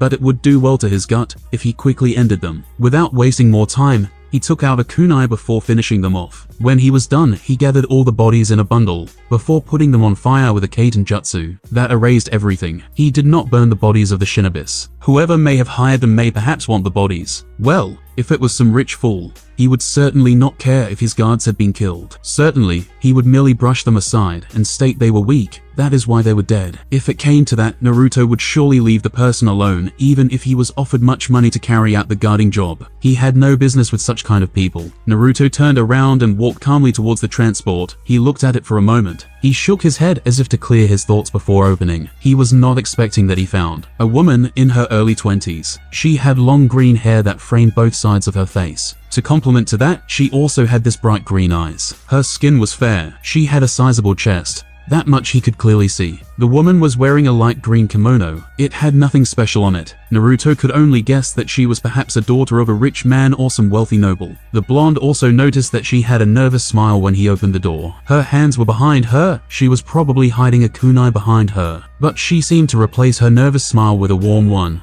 when she spotted his headband, but his hands remained on her back, just in case Naruto decided to skip with the pleasantries. It is not safe for such a beautiful lady to venture out of her home with 4 guards, when vultures are lurking in the shadows, the blonde stated ever so politely. By looking at her, he could see that she did not look like much of a bad person, but then again appearances were deceiving. The young woman continued giving him a warm smile. Thanks for the flattery. But there were not 4 of them. Most of them were killed a day ago when we came across vultures. As you put it, she responded in a kind tone mixed with some emotion. But her hands still remained behind her as she responded. Naruto nodded. The world is indeed dangerous, especially for a woman, he said quietly. But the woman heard him clearly. It indeed is. I did not quite believe it when I was told, the woman said, her smile disappearing. But now she did. Her smile appeared again. But I guess it is alright since there are gentlemen such as yourself to save us when these vultures appear. Perhaps I stayed here silently when my guards were being killed, because I believed a Prince Charming would save me. Her smile became slightly sly as she spoke. Prince Charming, Naruto said in a thoughtful tone before shrugging. Well, he did appear now. You should be careful next time. He might not appear again to save you, the blonde responded. So not like him to respond like that. He would have told her such things did not exist. But considering what had happened, it was better for her that he played that way. Well, if he does give me his numbers,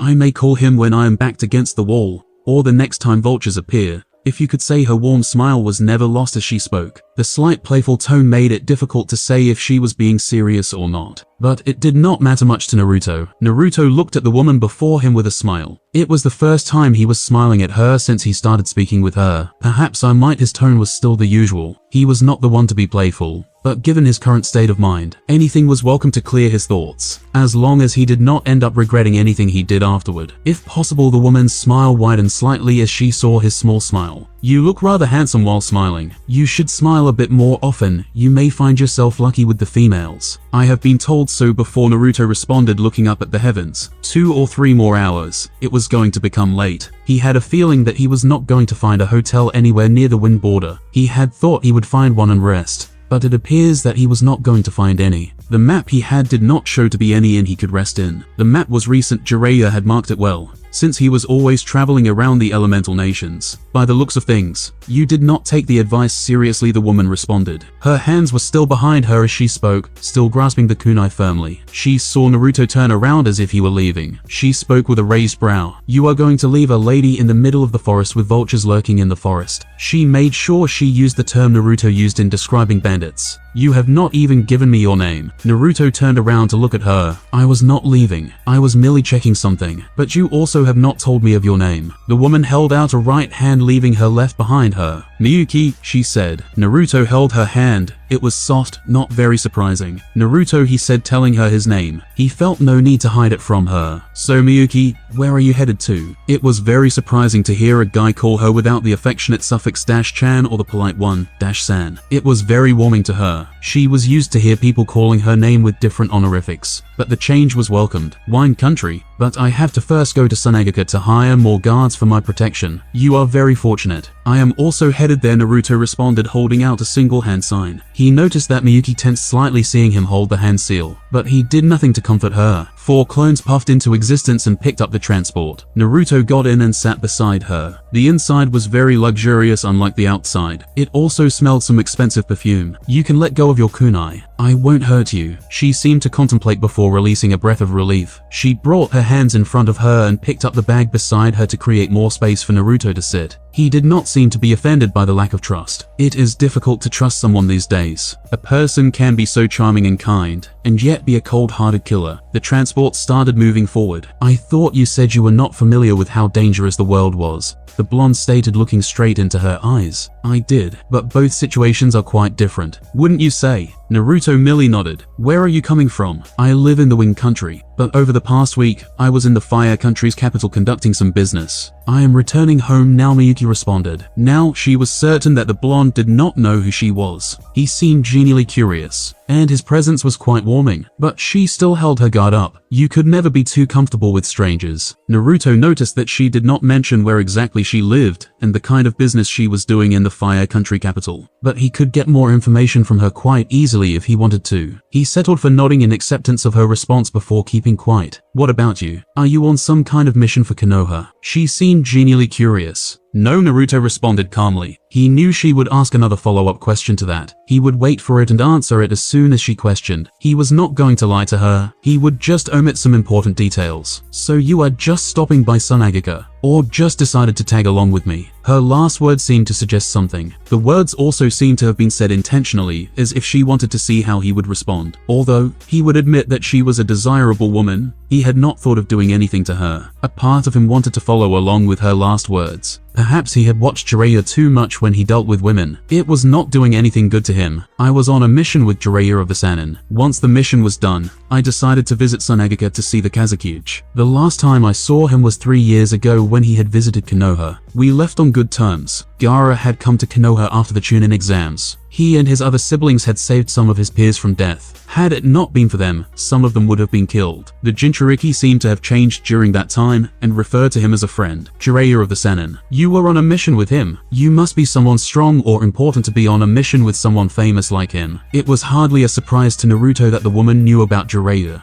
The man was famous all over the elemental nations, not only for his heroics as a Sannin, but also for his work with his Icha books. It was a surprise to him that there was a number of women who actually read the book. I am neither of those. The Sannin had just offered to take me with him, since I had been bored in the village for the lack of missions, and I was more than willing to travel with him. Since the man was very familiar with the elemental nations, I just thought it would be a great experience for me to leave with him, Naruto explained lightly. Well, he had not requested to go with the man. When he was traveling around to meet with his spy contacts, the man had offered to take him along. He was more than willing to tag along. Miyuki seemed to think for a moment before she shrugged. Is it really true that he is a shameless pervert? Naruto nodded. That is quite true. He was also not surprised that it was known to other people that the man was a shameless pervert. Well, the man refused to be called a pervert. He argued that he was a super pervert. Naruto could never quite figure how the man could take such pride in being like that. Perhaps the man just accepted who he was. As far as he was concerned, the man had always been a pervert even from young age. They talked more for the next 2 hours before it finally got dark. The conversation with the woman was quite random but pleasant. Naruto noted that Miyuki was indeed from a noble family,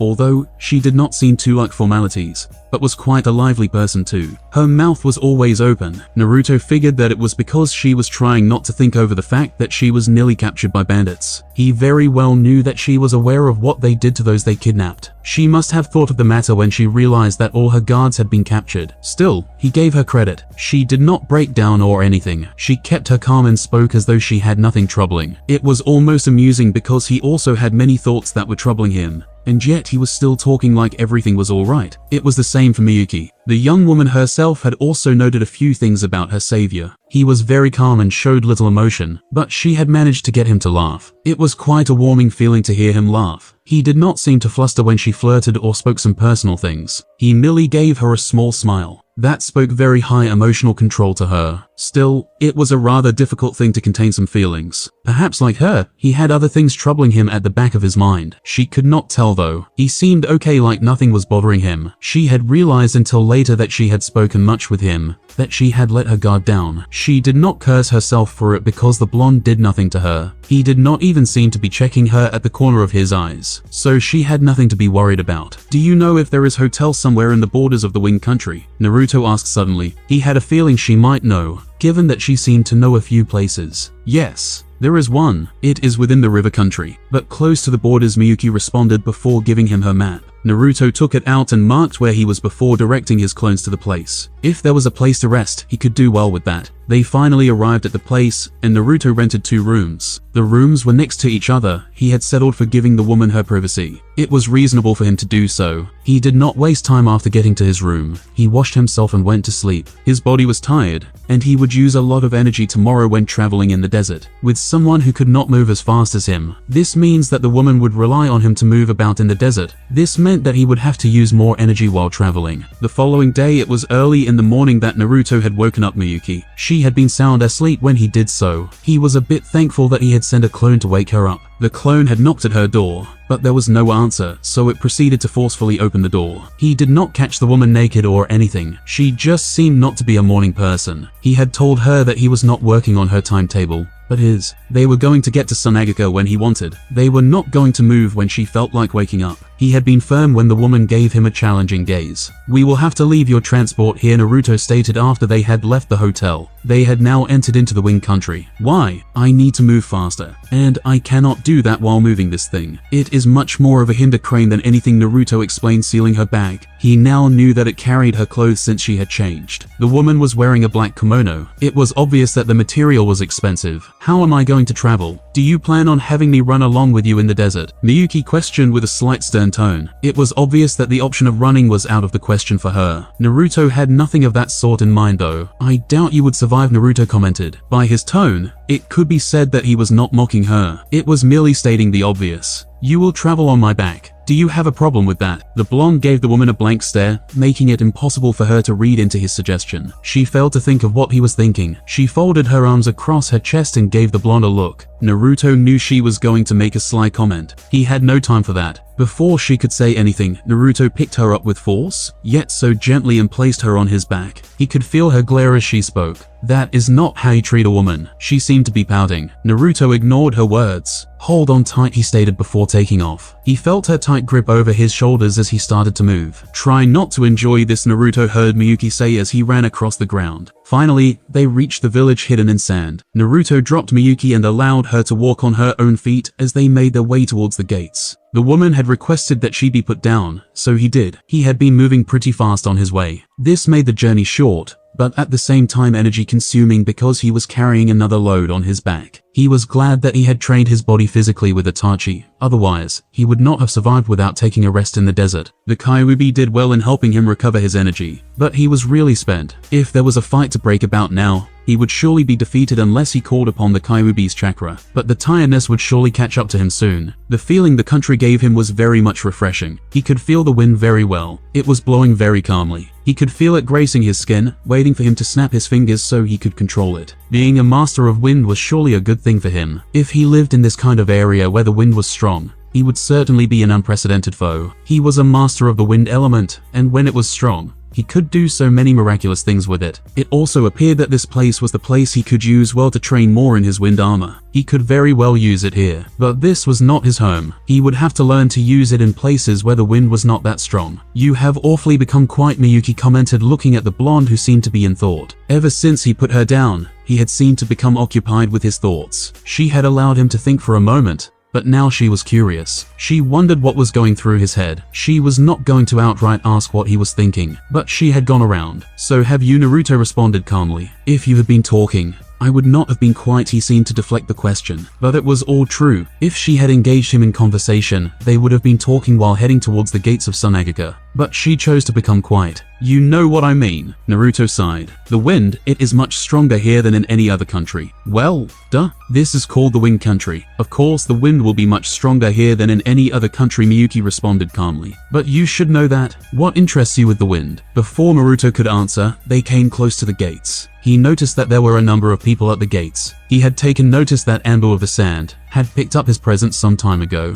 They must have gone back to the village and reported to the Kazekage. He was quick to notice that the Sand siblings were also standing in the middle of the gate with Gaara between his brother and sister. He narrowed his eyes at Miyuki for a moment before speaking. "It seems our presence has even attracted the Kazekage," he said to her. "It seems that way," the woman seemed to shrug in response. When they reached the gates, Naruto noticed the stiff reaction of the guards. but he said nothing about it. Well, Miyuki, it seems that we will go our separate ways from here, the blonde stated, his eyes never looking at her, but the reaction of each person as he spoke. The Kazakage and his sisters could hear him, but he had decided to speak with the woman first before disappearing. Tamari and Kankuro seemed to tense when he called the woman by her name. He noticed this at the corner of his eyes. It seems that his suspicions were going to be proven right. It appears so. Well, I will be seeing you. Before Naruto could leave, the woman spoke to him. Naruto, she called, making him face her again. Are you gay? Naruto merely gave her a blank look before shaking his head. No, what makes you say that? He questioned curiously. He did not know that he left the impression that he was no interested in women. Well, after everything, I thought you would request payment for your efforts. You have not even stolen a glance at my body. I thought you might even request a date as a form of payment, she stated, audible enough for everyone at the gate to hear her. If a man shamelessly glances at your body, admiring it, you call him a pervert. When he does not, you think he is a homo. How troublesome, Naruto responded, shaking his head. Let me correct you then.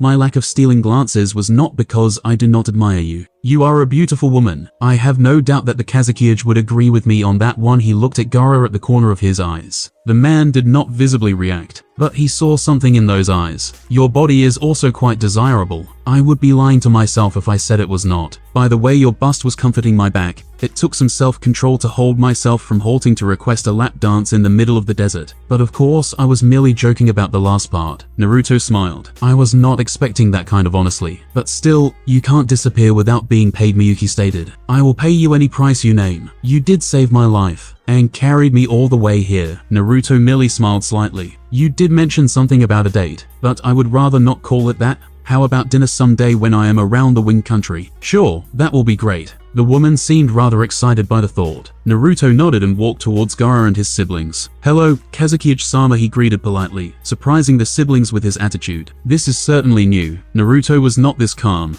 and they never thought he would greet so politely, acknowledging that Gaara has more authority than him. Naruto, are you aware that woman is the feudal lord of the Wind Country? Gaara questioned quietly, loud enough for Naruto to hear him. The only response the blonde gave was a raised brow. And you just asked her out on a date? She practically jumped to say yes. Lucky bastard, Kankuro whispered to the blonde. Naruto shook his head. I am not surprised. The guards were ready to bow before her when we came here, but she gave them a warning with her eyes. This also explains your presence here. He paused for a moment. What were the odds? Things could work well for him. He was not going to act all surprised and start to bow his head over the daimyo. He had to play things right. I am really tired. I will see you later. I am going to look for a hotel to rest, the blonde stated in a slight tired voice. Hold on, Naruto, Gaara said. You are a friend. Although I would wish to speak with about what had just happened here. I can see that you are tired. Tamari will take you to a home. You can rest there. Naruto merely nodded as Tamari demanded that he follow her. Nothing seemed to have changed with her as much as he could see from the woman. The blonde said nothing to her though. He merely allowed her to usher him to a place of rest. Daimyo-sama, Gaara greeted as the woman stepped closer to him after Naruto had walked away. She seemed to have been waiting for the blonde to leave. There is no need for that, Kazakage. Have some of your shinobi to prepare for my leave. I will have to leave tomorrow morning. Her tone had changed from that she had been using with Naruto to that of one used to be in authority. Now let us go to your office so we can discuss business and your friendship with the son of Konoha's Yellow Flash. Gaara nodded and looked at Kankuro. You heard her, he merely stated. The elder brother nodded and went his way. Please, follow me. Gaara's office. This is my second time coming here ever since I took over from my father, isn't it? Miyuki stated, looking straight at the impassive Jinchuriki in front of her. They were already sitting down in Gaara's office. She spoke first, seeing that the cage seemed to have been waiting for her to gather her thoughts. Yes, Gaara responded with a curt nod. It is still the same as I remember. I would have thought it might have changed. But then again, nothing seems to change in a cage's office, except for one who sits behind the desk, the Wind Daimyo stated calmly. Gaara was quiet for a few moments. He was trying to formulate how he would put his words. He did not want to sound too disrespectful to the daimyo. Over the past years,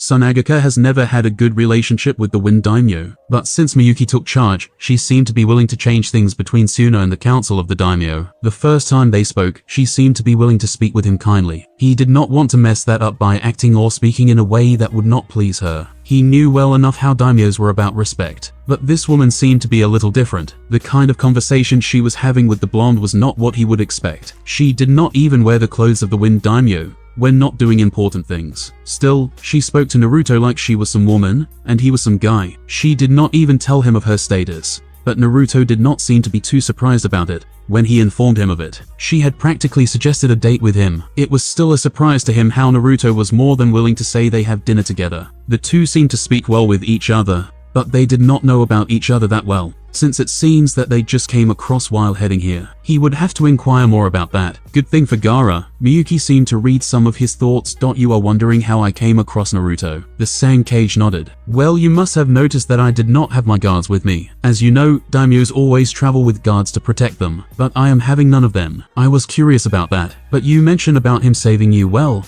I was traveling from the fire capital going back home. We were attacked by some bandits, but my guards dealt with them. However, some of my guards lost of their lives. We were attacked again before we could leave the borders of the fire country. Some of us survived. She paused for a moment. I thought we would not be attacked again once we entered into the river country, but I was wrong. When the third assault came, I was only left with 4 guards, but they were also killed. Gaara was silent as he absorbed everything. So that is when Naruto came. Miyuki nodded with a small smile. Yes, he took care of the bandits before coming to me. Had it not been for him, I would have been somewhere else held captive, she stated, doing God knows what. She finished and thought. It was fortunate that he was able to come and rescue you. The time of it is quite baffling though. However, some people do have some luck in appearing at the right time. Gaara responded quietly. He dared not think that the blonde had something to do with the attacks. He might seem to have changed, but something like that was beyond him. That you are right about. By the nature of the attacks, the logical conclusion would be that someone powerful is behind them. Miyuki fixed Gaara's serious look that changed the atmosphere within the office. Someone is after me, and I did not leave the fire capital in agreement with everyone. I would suspect that someone from the fire capital is after me. I am giving you an opportunity to prove your worth, and that you are capable. I want you to prove to me that I have not made a mistake in planning to increase your funding. Should you find out who was trying to have me killed and bring the evidence to me,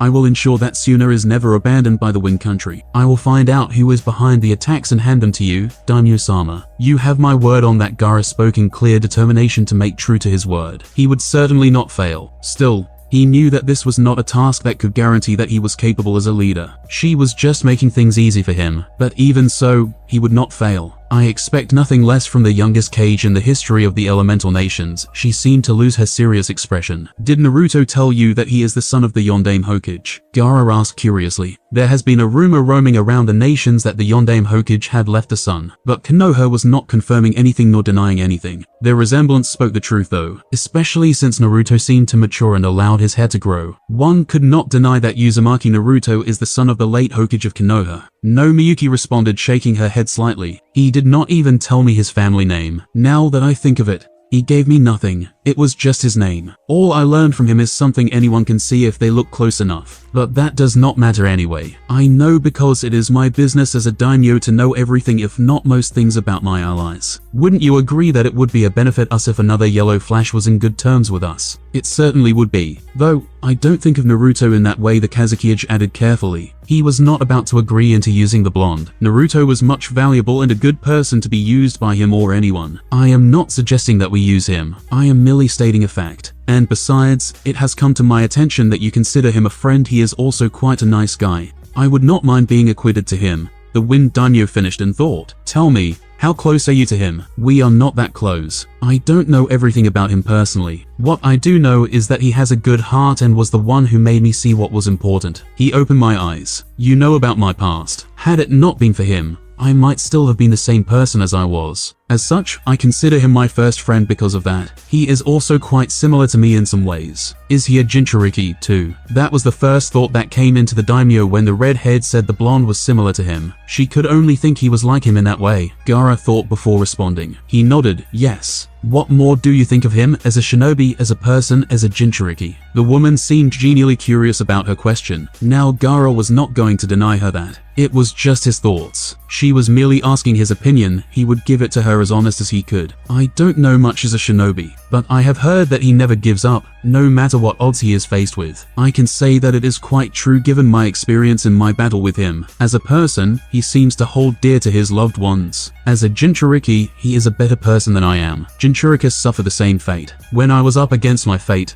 I lost myself in darkness, but he did not, even when he had no family. But I had my brother and sister who were always by my side. No matter how many times I threatened to kill them, I failed to see that they cared and only cared for myself. but he chose to care for other people, for the village that resented him, and never lost his way. Overall, I believe he is a better person than I am. Gaara gave his honest response to the woman sitting before him. So Naruto is quite an interesting shinobi. The daimyo paused for a moment. Were you aware that he was coming to visit you? Gaara shook his head. No. The daimyo nodded before standing up. I will discuss much with you about our own relations in the coming weeks when I return here. Right now, I need to rest. Naruto was moving way too fast for my comfort. Well, she did not complain about it. She only held on firmly behind him as he dashed across the desert. Gaara stood up quickly. I will show you a place for rest. Later that day, Konoha, Tsunade sighed as she finished off her last paperwork for the day. She could not help but feel that this peace she was enjoying was not going to last that very long. It has been indeed so peaceful since she took charge of the village. At the moment, Konoha was in no conflict with any other village,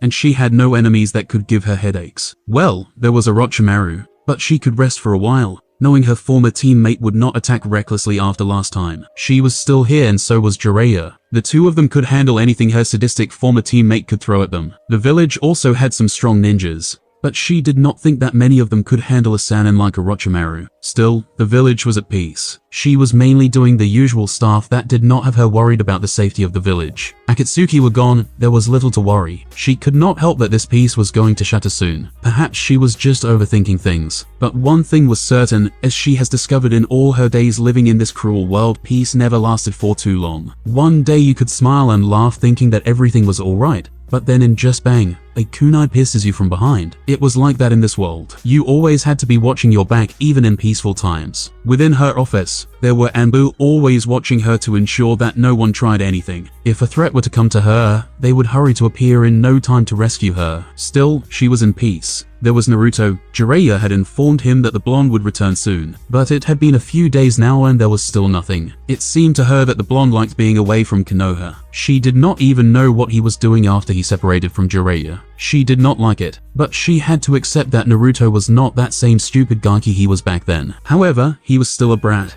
but she had to admit that he had matured well enough to take care of himself. Perhaps that is what bothered her. She wanted to care for him, protect him. She did not want to feel useless. Caring for him was not enough for her. She felt that she had to protect him with all her might. Was that wrong of her to feel that way? She shook her head no. There was nothing wrong with wanting to protect someone that was precious to her heart. Naruto again, Shizune said, seeing the faraway look on Tsunade's face. She only got that look when she was thinking of the blonde. She had to admit that her master did worry about the blonde too much than she should. She also cared for Naruto, but she had faith in him to believe that he could take care of himself. Yes, Tsunade responded slowly. I am just wondering where he went after leaving Jiraiya. It has been a few days since they separated, and I would have thought that he would be returning to the village soon. He may be taking some time to relax away from the village, Shizune responded, not too concerned about it. I highly doubt it. Tsunade paused for a moment, and then narrowed her eyes to the door as she saw it open. Danzu walked inside the office with his annoying look and narrowed eyes. How many times must I tell you to knock before you enter my office, Danzu? The godame spoke with a stern face. Danzu wisely ignored her question and got into more important matters, ignoring the fact that Shizune was inside. He knew that she would be told what he discussed with the woman, so her presence was not a factor. I have received a report from one of my agents. This pulled Tsunade's interest, and she forgot all about his behavior. What is it? She asked in a serious tone. It must have been important for the man to come all the way to her to inform her about it. But she wondered why he would come to tell her. Perhaps he was more interested in seeing her reaction. There was not everything that the old Warhawk would discuss with her. Uzumaki Naruto, no rather Namikaze Naruto as he calls himself now, was seen crossing the rain borders a few days ago. I was not aware that he was assigned any missions to that village, and I highly doubt that he went there on your orders. The eyes of the cripple were firmly on the godame to narrow her reaction. Are you certain about this, Danzu? She drawled the Warhawk's name. She did not know anything about this. Jiraiya had not told her about it. This must have been after he left Jiraiya. She was damn curious. She would get to the bottom of this as soon as the blonde came back. Yes, Danzu got what he wanted from the blonde Hokage. What he did not tell Tsunade was that Naruto was not hiding his entrance in rain. With the boy's unique shadow clone jutsu, he could easily sneak into the village without exposing his identity. The blonde was also fast enough to avoid patrol Anbu, but Tsunade did not need to know that. Thank you for informing me, Danzu. You can leave now. Not so surprisingly to Tsunade, Danzu left the room quietly. Meanwhile, Sunagika, it was very surprising for Tamari to see a guy who said he had been tired and needed rest, and was now in a training ground. Darkness had yet to take over, but the blonde had said he was tired about at least 3 hours ago, and now he was in a training ground with little light around him. She could see, so could he, but she did not expect him to be in a training ground when he had sounded very tired earlier during day. She shook her head. Perhaps it was a habit of man. She knew with her brother, Kankuro, that even when he was just released from the hospital, she would find him trying to get better with his puppets. However, she was always ready to smack him on the back of his head with her fan if she caught him in the act. It is not really nice to stare at someone like that. Naruto spoke, snapping Temari out of her thought process. With the wind blowing like this, he could feel any presence within a certain distance around him. It made this place like his home ground. Just as it was impossible to sneak behind Gaara, it was impossible to sneak behind him when he was in this kind of environment. Temari had not realized that she was staring. She had been caught up in her thoughts. "I thought you were tired," she stated, brushing off the fact that she had been staring. "I was," Naruto responded quietly, looking straight at Temari. "If you were tired, you would not be in this training." Ground, Temari responded, never taking her eyes off the blonde, who was now walking towards her in a slow pace. "I was not doing anything that could be categorized as a physical activity, and potentially tiring," the blonde stated calmly. Temari could not argue with that. She found the blonde motionless when she came here, so she could not say that he was doing any physical activity. She also did not even sense any usage of chakra when she came here. There was no way to retort, so she settled for shaking her head. Gaara is back at home. She did not need to say anything further. "I thought he would go back home later on," Naruto stated, standing in front of Temari. "He definitely has changed and matured," the blonde sister of the Kazekage noted. "Well, at least he was not that annoying loudmouth brat he used to be. He decided to leave his office early today." Naruto nodded and raised his right towards Temari. The woman tracked the hand as it fell on her shoulder. Before she could open her mouth, they disappeared into nothingness. "Kazekage resident, I could have gotten back here by myself. You know," Temari said, a little bit annoyed that Naruto had the audacity to move her around without even asking her permission. Who the hell just walks onto a girl and teleports her to another place without telling her first? What if she had retaliated and kicked him, thinking he was taking her somewhere else? "I will remember that next time," Naruto responded, not so much concerned about Temari's annoyed look. "Perhaps if there is a next time, I will leave you by yourself after you had come to call me." That was certainly not the response Temari expected. "That is not what I'm saying." "Then explain." "It would be a bothersome task to try to analyze the meaning of your words myself, if you are standing right in front of me," Naruto stated in a light tone. He did not seem annoyed nor interested in the conversation he was having with Temari. "I am trying to say that you should say so when you are going to do something like that next time. It is not polite to just do something like you just pulled." Her annoyed expression seemed to grow into her voice. But still, it did not bother her fellow blonde. "Polite." It seemed to amuse Naruto slightly. "I did not know you used the term. Considering all my interactions with you, you seem to be nothing but polite. Even earlier at the gate, you demanded that I follow you. Isn't it hypocritical for you to say something like that?" Temari growled, but she did not answer the question. She did not think the blonde would backtalk her like that.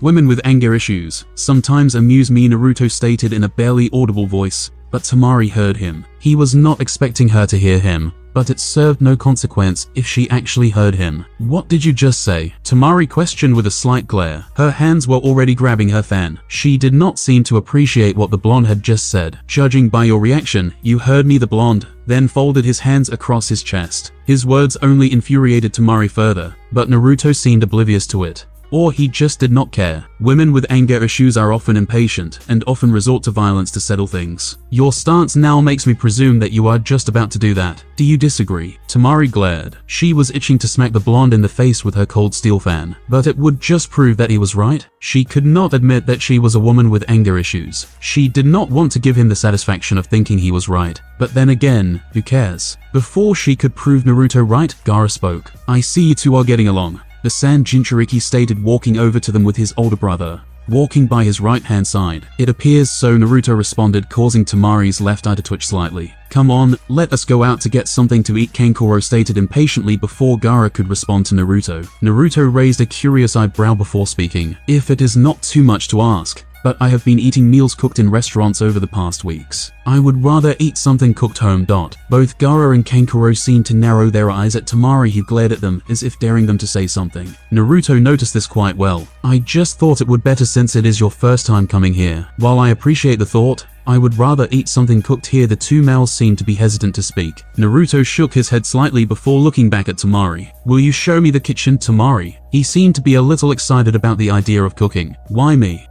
Naruto gave the blonde a blank look. "Isn't it obvious? You are the woman in this house. Should I request Gaara or Kankuro to show me the kitchen? Isn't it your responsibility to take care of your brothers? Temari restrained herself and dragged her fellow blonde to the kitchen. This seemed to amuse Gaara slightly, but Kankuro was the first to speak. If it had been anyone, he would have been hit already. What do you think is making her restrain herself? Gaara shrugged. 100 Ryo that Naruto won't leave this place without being hit by her fang, Kankuro added, not even bothered by the fact that Gaara did not answer his question. But it seemed like Gaara was actually thinking about it later. The four were sitting around the dining table with the food nicely prepared. Naruto had taken his time to prepare the meal. They waited for him patiently. They did not normally eat dinner at home like this. It was in those rare occasions since Gaara always returned late from his work. His work as Kazekage required that he worked long hours. And since he was the leader of the village, food was often prepared for him within the Kazekage tour. This means that he did not always eat at home. Both Temari and Kankuro were top jonins, meaning they were always busy. They did not spend each night at home. Even when Gaara was going somewhere,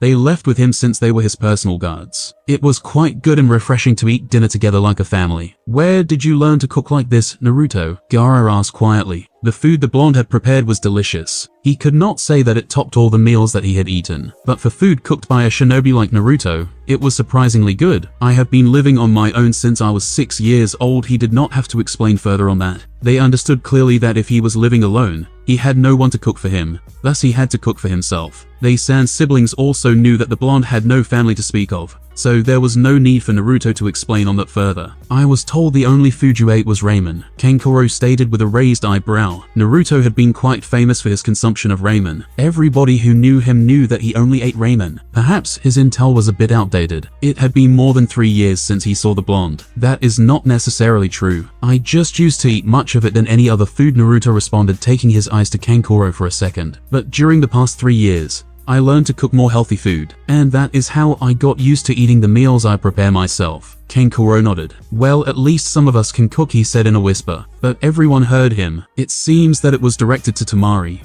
because his eyes were narrowed at the blonde jonin. She responded by glaring at her brother. What is that supposed to mean? She asked in a dangerously low tone. Nothing, Kankuro wisely responded, so not to get into another word contest with his sister. He knew that if he did, it would end up with him being smacked in the head. He would rather not have that for now. He just wanted to eat and then go fix his puppets without a headache. Gaara saw that Temari was not going to let it go. He spoke in a calm tone. Temari, Kankuro, you should behave in front of our guest. He spoke in a tone of finality that left no room for argument. Both his siblings nodded stiffly. This seemed to amuse Naruto. Temari saw the look on his face. What is so funny? Naruto shook his head. Nothing. Quite a family this is, he said. But that was not what got him to smile. He was smiling at the fact that before Gaara had changed, his siblings followed his instructions, and even now they still do. The only difference was that he no longer threatened to kill them. So, Naruto, how long will you stay here? Gaara asked quietly. A few days, perhaps a week, Naruto responded. I want to take advantage of the wind around here to do some light training, he added. It would depend on how long he manages to get something done of his wind technique. He needed to get something done in this kind of place. Still, to perfect it,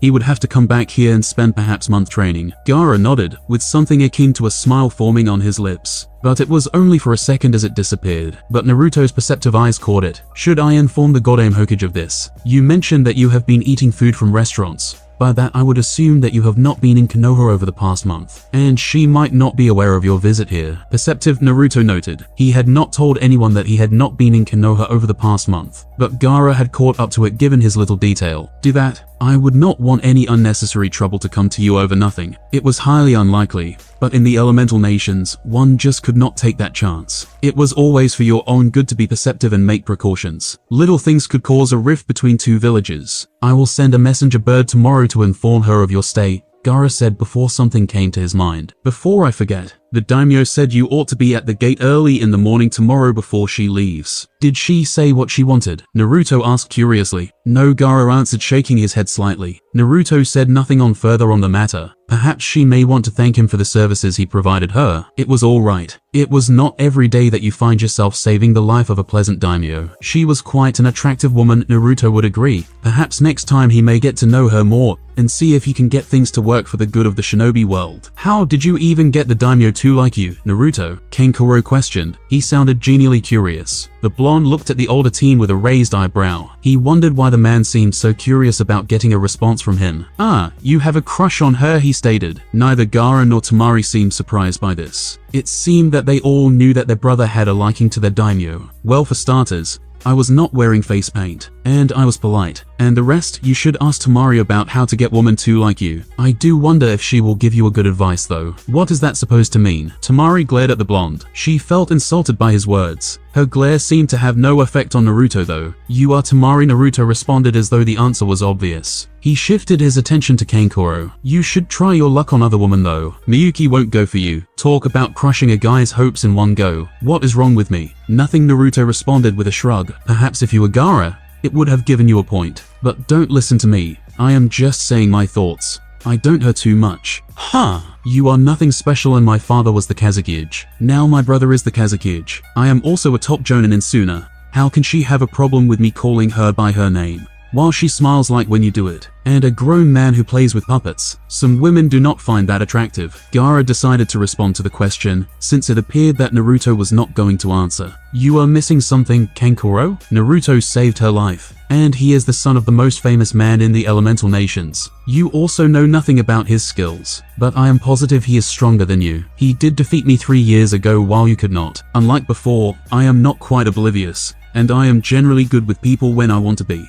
My line of work also dictated that I understand women, Naruto added calmly. Temari scoffed. Yeah, right, she said. Naruto wisely ignored Temari. He did not want to get into a pointless argument with her. Gaara remembered that the old Naruto would have surely tried to prove Temari wrong. But this one was wise enough to remain calm. You have changed a lot, Naruto, the Godame Kazekage stated smoothly. The following day the sun had yet to take its shift as Naruto stood at the gates of Sunagaka. He was used to waking up this early in the morning, so having to meet with the daimyo this time was of no bother to him. Gaara had also waken him up. They left together as both headed to their different directions. He would meet with the Kazekage and talk with him after speaking with Miyuki. They did not talk about anything last night. This was a chance to speak since last night had been a night of introductions. After meeting Gaara, he would certainly hit the training grounds. He needed to perfect his jutsu before doing anything else. He had a lot of things to improve on as a shinobi. Perhaps the training may help with his troubling thoughts. He had to be careful so not to slip up because of his thoughts. Itachi had trained him better. Speaking of the Uchiha, he had been busy setting up a spy network for them to use. With Jiraiya's network also working, it would be easy for him to get to know everything that happens around. Jiraiya had also proposed on showing him a few things about spying. He hinted that he had the speed and stealth to be a good spy. There was also the fact he had the brains to make good decisions, and not decisions based on his emotions. The Sannin wanted to show him the ropes, since he would need someone to succeed him after he retired as a shinobi. Naruto had entertained the thought, given the chance he would take on Jiraiya's offer, and look into all of Jiraiya's contacts. He still had met an interesting fellow that would solve all those problems. But he was keeping his options clear. Nevertheless, as it stood, he would take the offer. For now, he had to focus on dealing with his wind jutsus. It was the best element he could manipulate freely and his natural affinity. Wind was his nature, he could flow and move with it. Sunagaka was giving him the chance to perfect his manipulation over the element. Itachi had commented that his manipulation of wind was far beyond anyone he knew. It was still not enough for Naruto. Even though he could do most wind jutsus with a single hand seal, and some without hand seals, it was still not enough. If he could perfect the wind armor, then he could say that he was satisfied. The Nidaime manipulated water like a god of the Suiton element. He also wanted to manipulate wind like the god of wind. Looking back, Naruto saw some Sand Jonins, led by the man he recognized as Baki, Gaara's former sensei. Given that the man was probably the strongest jonin in the village, Naruto no doubt knew that the Kazekage was trying to ensure that the daimyo was kept safe. It would look good for Sand if the woman went back home safely. It was a good move on Gaara to do so. Sunagaka was not very stable economically. The village was in a good condition, but being in the good books of their daimyo would get them to thrive even further. The daimyo was being carried in a luxurious carrier. Certainly worthy of a daimyo. It stopped at the gate and the door opened. Come in, the woman stated, showing Naruto inside. The blonde did not hesitate to get in. He noticed that once he got in, the carrier started moving again. He did not question it though. The woman next to him gave him a warm smile and held out her hand. Miyuki, feudal lord of the Winged Country. Naruto took her hand and shook it. Namikaze Naruto, jonin of Konohagake, he stated, introducing himself. They had never gone into the full introductions the first time they met. Naruto figured the woman wanted to start new. It is nice to meet you. Naruto, her smile never faltered as she spoke. Likewise, Daimyo-sama. Naruto responded politely with a small bow of his head. He was certainly not mocking the woman. He was just being polite and respectful to those in higher authority than him. Please call me Miyuki. You have addressed as me such before. There is no need to change that now because you know I am the daimyo of the winged country, Miyuki stated softly. Naruto nodded. He did not need to be told twice about that. When someone requested he did something like this, he would. He knew that it would make her comfortable if he called her in the way she wanted. I was told that daimyos were always males and old folks. I did not know that someone young as yourself would be accepted as the most powerful person in the winged country. Miyuki chuckled softly. It was not easy being accepted, and mind you, I was still 19 when I assumed the mantle. It took me about 2 years to get everything in order inside the capital, moving looking into other things. But I only became daimyo because my father had no other children other than me. It must have been a delight being the only child of the daimyo, Naruto said. He had to have spoiled her very much being his only child. But given her age, he could say that her father must have been young, or must have married a young woman to bear his child. If he had been young, then his death must have been planned or must have died by sickness. It also did not explain her mother. He had never heard her say anything about her mother. It was, but not always. Father would have never allowed anyone to rule our country. Even if he was still alive, he would have ensured that I was the one to succeed him. Later that day, Konoha, Orochimaru was happy. No, he was ecstatic. He had never been happy like this in all his lengthy life. Ever since he started using his immortality jutsu, he had never been able to use all his full power. He had never been able to use all the techniques he had learned. The main reason was that he did not have the perfect body. The bodies that housed him were fragile and could not contain all his power. It always limited him in battle. But now he no longer had to worry about that. He had an eternal body, a body that could allow him to live as long as he wanted. But he wanted to live eternally. His body would allow him to do that. Life was just better now. He had to thank Kabuto though. He would have never thought of making something like this. Now he could do anything without fear. Not that he ever feared anything to begin with. Orochimaru, before my eyes, all your ninjutsu is useless. Itachi had stated those words when he had attempted to steal the Uchiha's body. It had been embarrassing to hear that boy rub those words against him. But now he wondered if Itachi would still be able to say those words. He was now in possession of the Sharingan, the very eyes Itachi was proud of, and he could use these eyes very well. Most of his body was created using Hashirama's cells, and also the cells of many powerful men he had studied over the years. The body was also had the same DNA as the weapons, because they each had one thing in common, the power of all nine Bijuas. He could not help himself from grinning like a madman. He had never felt so alive in his time living. The secrets of the world awaited him. He could not wait to see the look on Danzo's face when he showed the war hawk who was in charge. He did not fear the man, not with all these power. Danzo's own secret power was crafted by him. The man could not surprise him with anything. Yes, he was the perfect being. There was no one who could stop him now. He started laughing madly again as he walked within the dark corridors of Root Anbu. Danzo was surely waiting for him. He had been indeed right. The man had known of his presence and ordered his root from attacking him. He allowed the snake Sannin to make his way towards him, so he could deal with the treacherous snake himself. He could not forgive the snake for what it has done.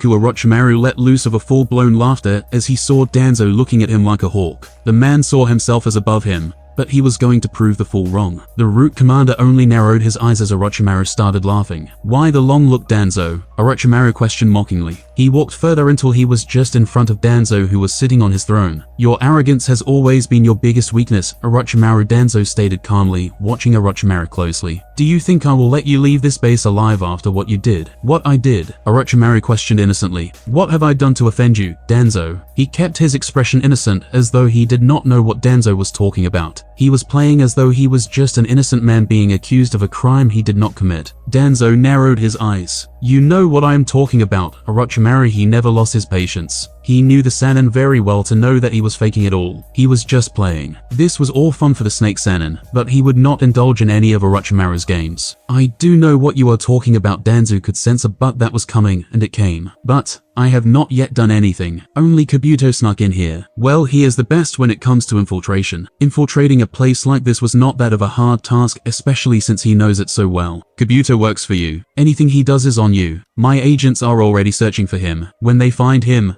I will deal with him. But first thing first, where is my weapon? TSK, Danzo. Orochimaru shook his head, never losing his grin as he shook his head. As if your agents could ever capture Kabuto even when outnumbered. But as for the weapon, it ran away. If you want it, you can go and look for it. But Orochimaru's grin widened. It may kill you as it is uncontrollable. Danzo narrowed his eyes further. You failed me and then stole from me. The Root commander stood up and motioned his right hand for his agents to appear. Within seconds, 100 of shadows surrounded both men. You know too much, and I cannot allow you to live on. Tying up loose ends, aren't we, Danzo? Orochimaru did not seem to be concerned by the appearance of the Ni agents. In fact, he seemed to get slightly excited. Let me show you that you are nothing compared to me, Danzo. With that, the Sharingan fled to life, surprising the Root agents. But not Danzo. But don't worry, I am feeling merciful today. I won't kill your dogs. With that, the Sannin turned towards the Root agents. He gave him a malicious grin. Shall we? Minutes later, that was rather entertaining, but it was to be expected on Root Ambu. Orochimaru stated, regrowing his left arm which had been cut off. Most of the Root Ambus were lying down on the floor, unconscious. Some had been accidentally killed because Orochimaru got a little too excited. Only 2 were remaining standing. They were Danzo's personal guards. They were standing next to their master. Danzo appeared calm in the outside, but deep inside he was seething. This was an embarrassment, one he could not permit. How dare that snake do that to him? He would make Orochimaru pay for his. This great blasphemy could not go unpunished. Orochimaru would pay for this humiliation, he swore it. Stay away from Kabuto. That is if you know what is good for you. For now, I am happy with just watching you play around in Konoha. I am interested in seeing if you will succeed in becoming Hokage. Orochimaru took out a file and threw it at the Warhawk. That file contains all the data I have been able to get on Naruto-kun and all his fighting stats. I am sure you will find it worthwhile. Orochimaru gave a mock bow to Danzo. Until next time, Danzo-sama. What followed then was another chilling laughter that echoed throughout the base as the Snake Sannin disappeared into thin air. Should we pursue him? Danzo-sama. No. Danzo shook his head slightly. His day will come. He sat down calmly. Prepare my visit to the feudal lord. Hi, Danzo-sama. And that's the end of this episode. The series will continue in the next part, so be sure to like the video, subscribe to the channel, share, and comment down below. Thanks for watching. We'll be seeing you in the next part.